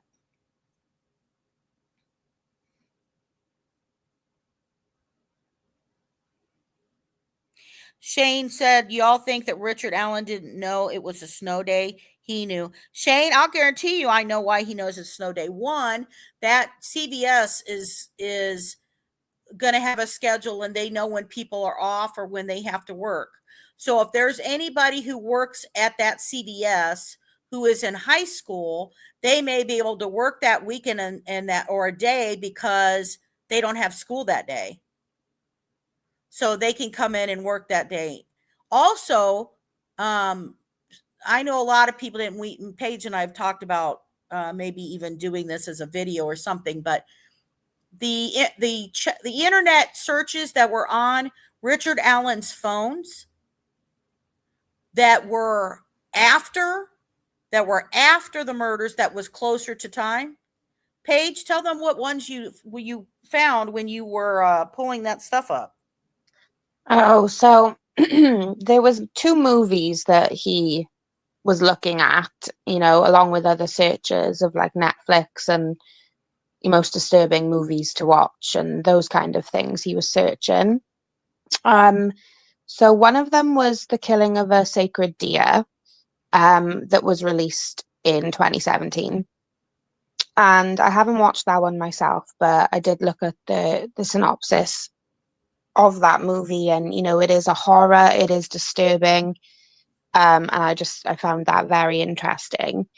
I can't remember what the other one was actually called right now, but it's similar in nature again, to do with someone murdering people. So, you know, it's quite telling if you have looked into his search history and the things he was looking at and trying to look at. Well, he was looking at the Delphi school stuff, and he didn't have a student in Delphi. He doesn't have a kid at Delphi. I clicked a link that was shared in the findings on the document, and it actually took me to one of the Delphi kind of sports pages, event page.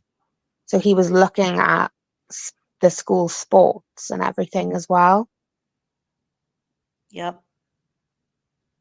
So why is he looking that stuff up? Well, and one of the movies that he likes, one of the main characters was called Richard Hill. And they talk about one of the fake stuff that he was using was Richard Hill.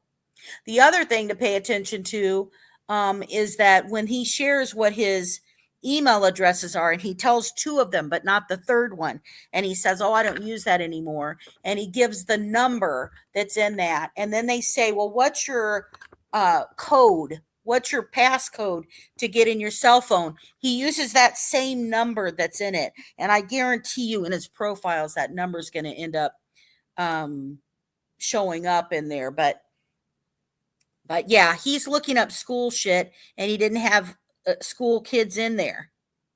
And trust me, if he's into CSAM and he brought something about websites and he didn't want them looking at websites or something that he's seen or whatnot, he had no clue that they were onto him. It's been years.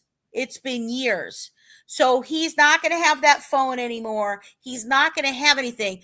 But if you don't think that they continue through those items and be able to check if he's looking or accessing CSAM or sites or anything like that, they're going to find it.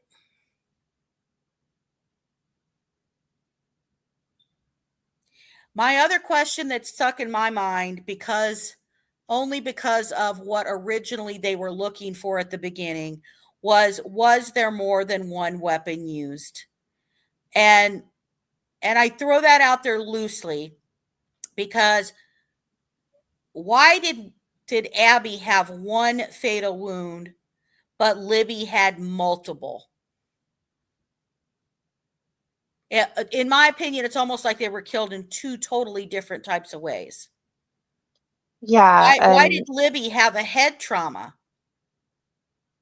Why was Libby nude and Abby was dressed? Right. Why were there items taken from the crime scene, aka trophies? Were photos taken? Then the next thing we had, and we brought this up, but it's a good thing to do. How did Libby know to start recording Bridge Guy if they were not meeting someone?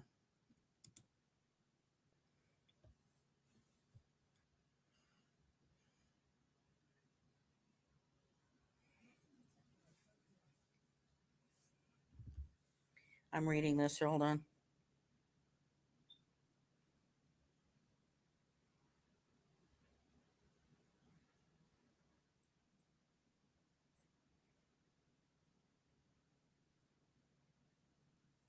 Yeah, so the thing about the photos as well, can I just mention? Yeah, go ahead, please.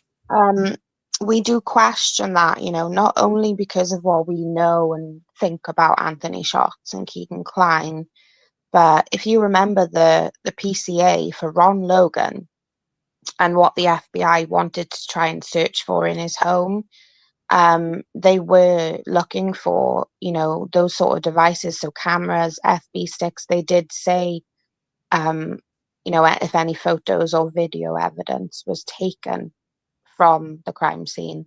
So it just made us think, is that why so long was spent with the girls? Were other things going on? Exactly.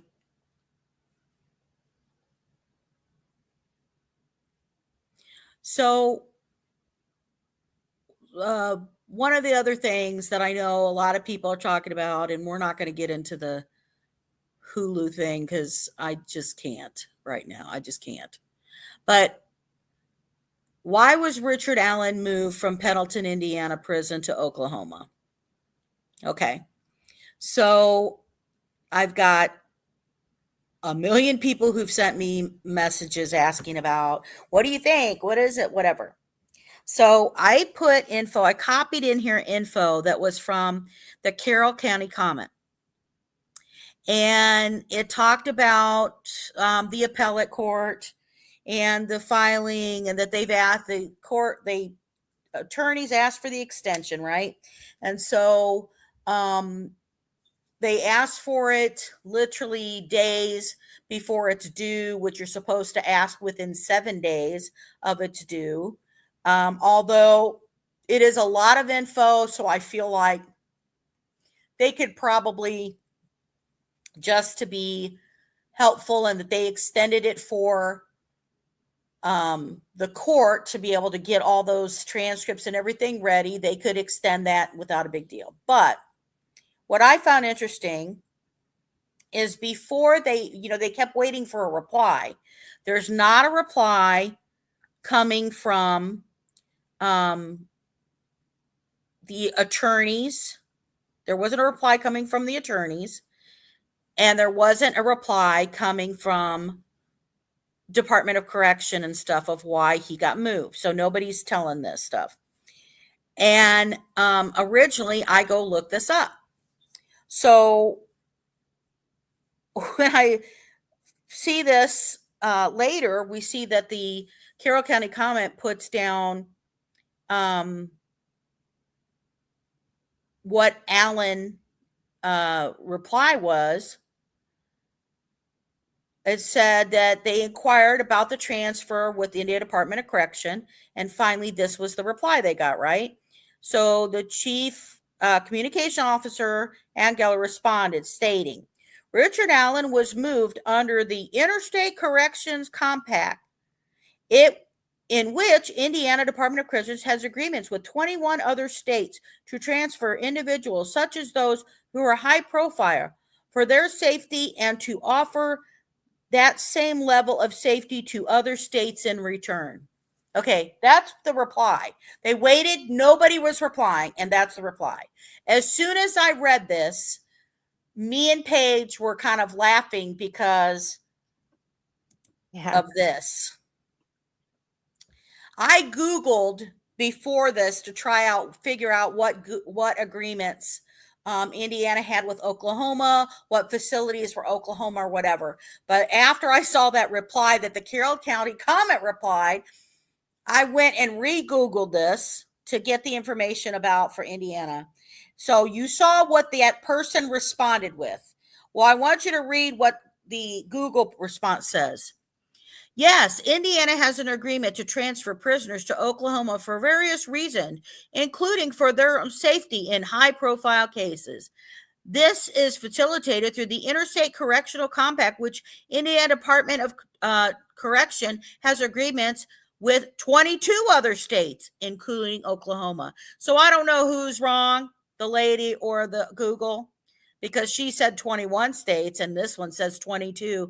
But I find it hilarious that the response is the same thing, because I don't think that's a response. Yeah. I really don't. I think that that's a very generic response or whatever, and I'm curious why they would not sit here and be direct in there. Yeah, So and I'm it's just strange. so It's here's strange my to me. here's my speculation. And I have to be careful between speculation and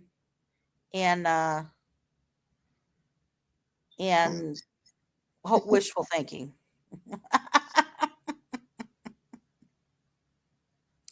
And that is that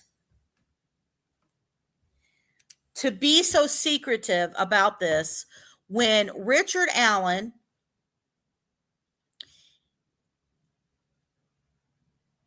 in his testimony from Dr. Walla, whether you believe her or not, I would have to imagine all of you would believe this. He's dependent on his wife and his mother.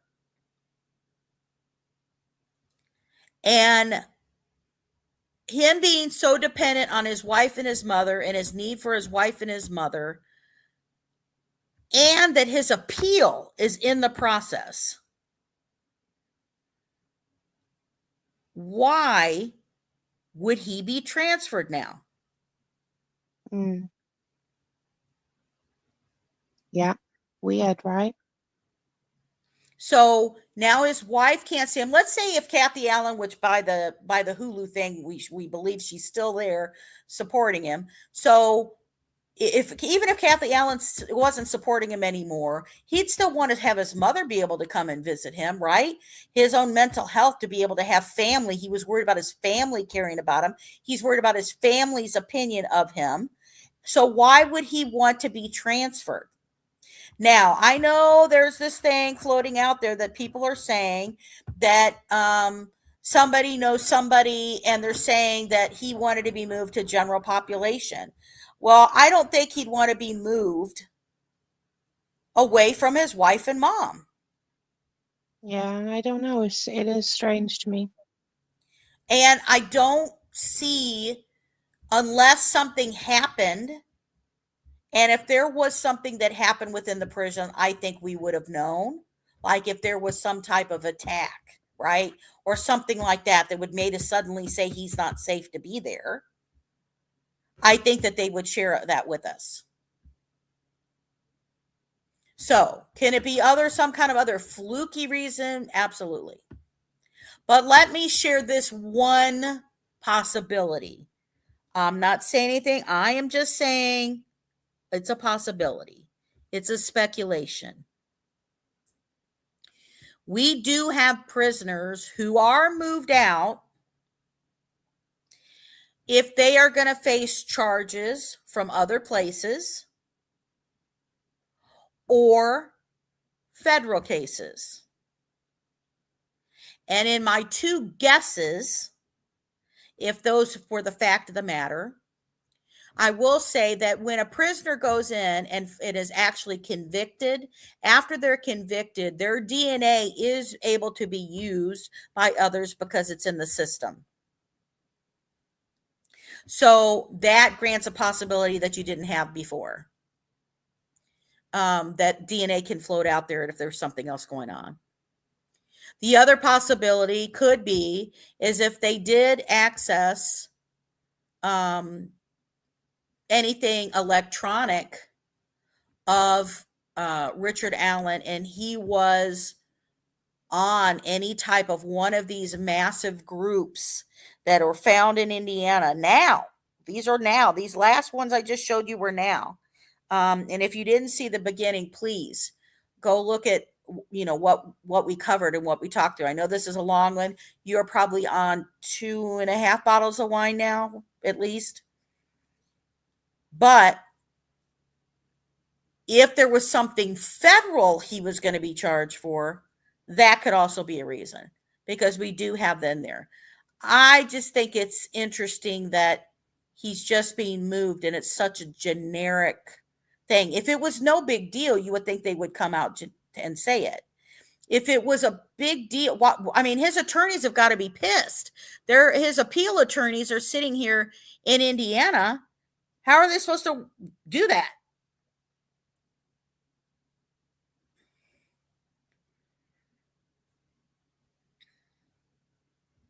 If they sat here and if there was more that he moved, or that his wife was moving or something like that, I don't know. I feel like that would kind of float out there.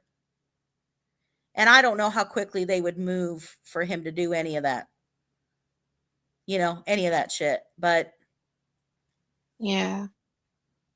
That's my guesses. That's as good as I can kind of throw out there as a possibility. I just think the generic explanation that came from that lady frickin' basically came from Google, and all she did was read, "Oh, well, we have an agreement with Oklahoma, like other states, that we can transfer somebody and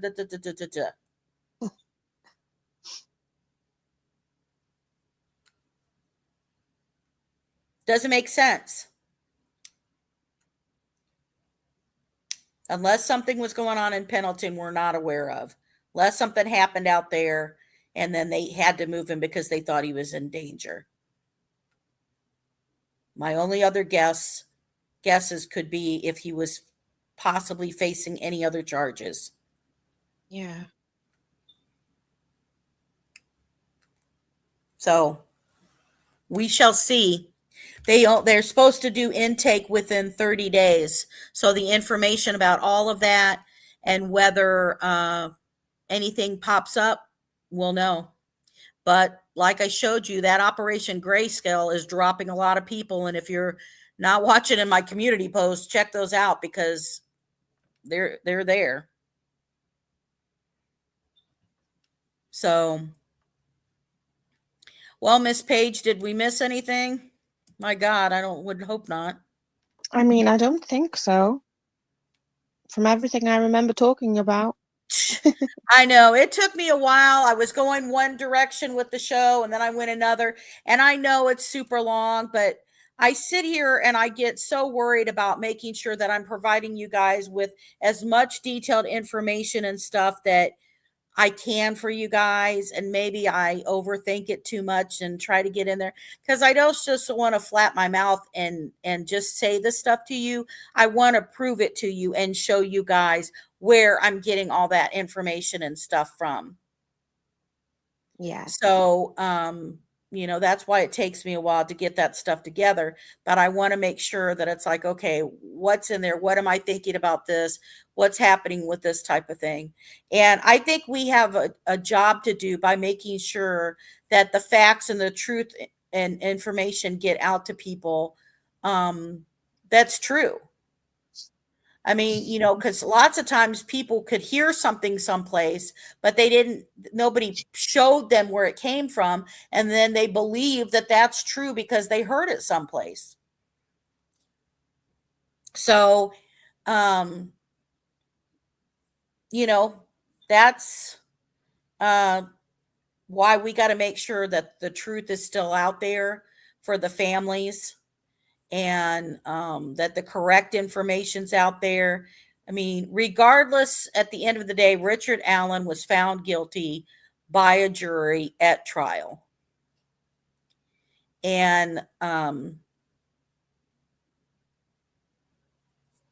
we'll see. And I think that anybody that had any role should be held accountable. And no matter what, I think if anybody else was looking at CSAM that Keegan Klein had, they should also be going to jail.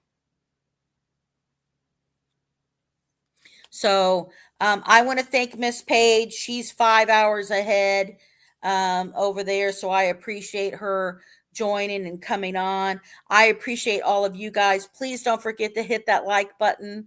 Please hit subscribe, non-monetized channel. I only do it to help spread the word and get information out there.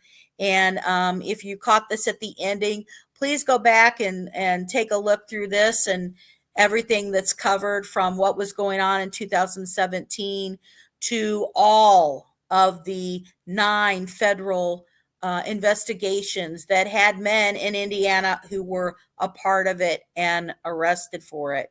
And obviously we covered our questions we still have and the motives that Anthony Schatz could have had. So it means so much to see you guys out here. And I thank you all very, very much.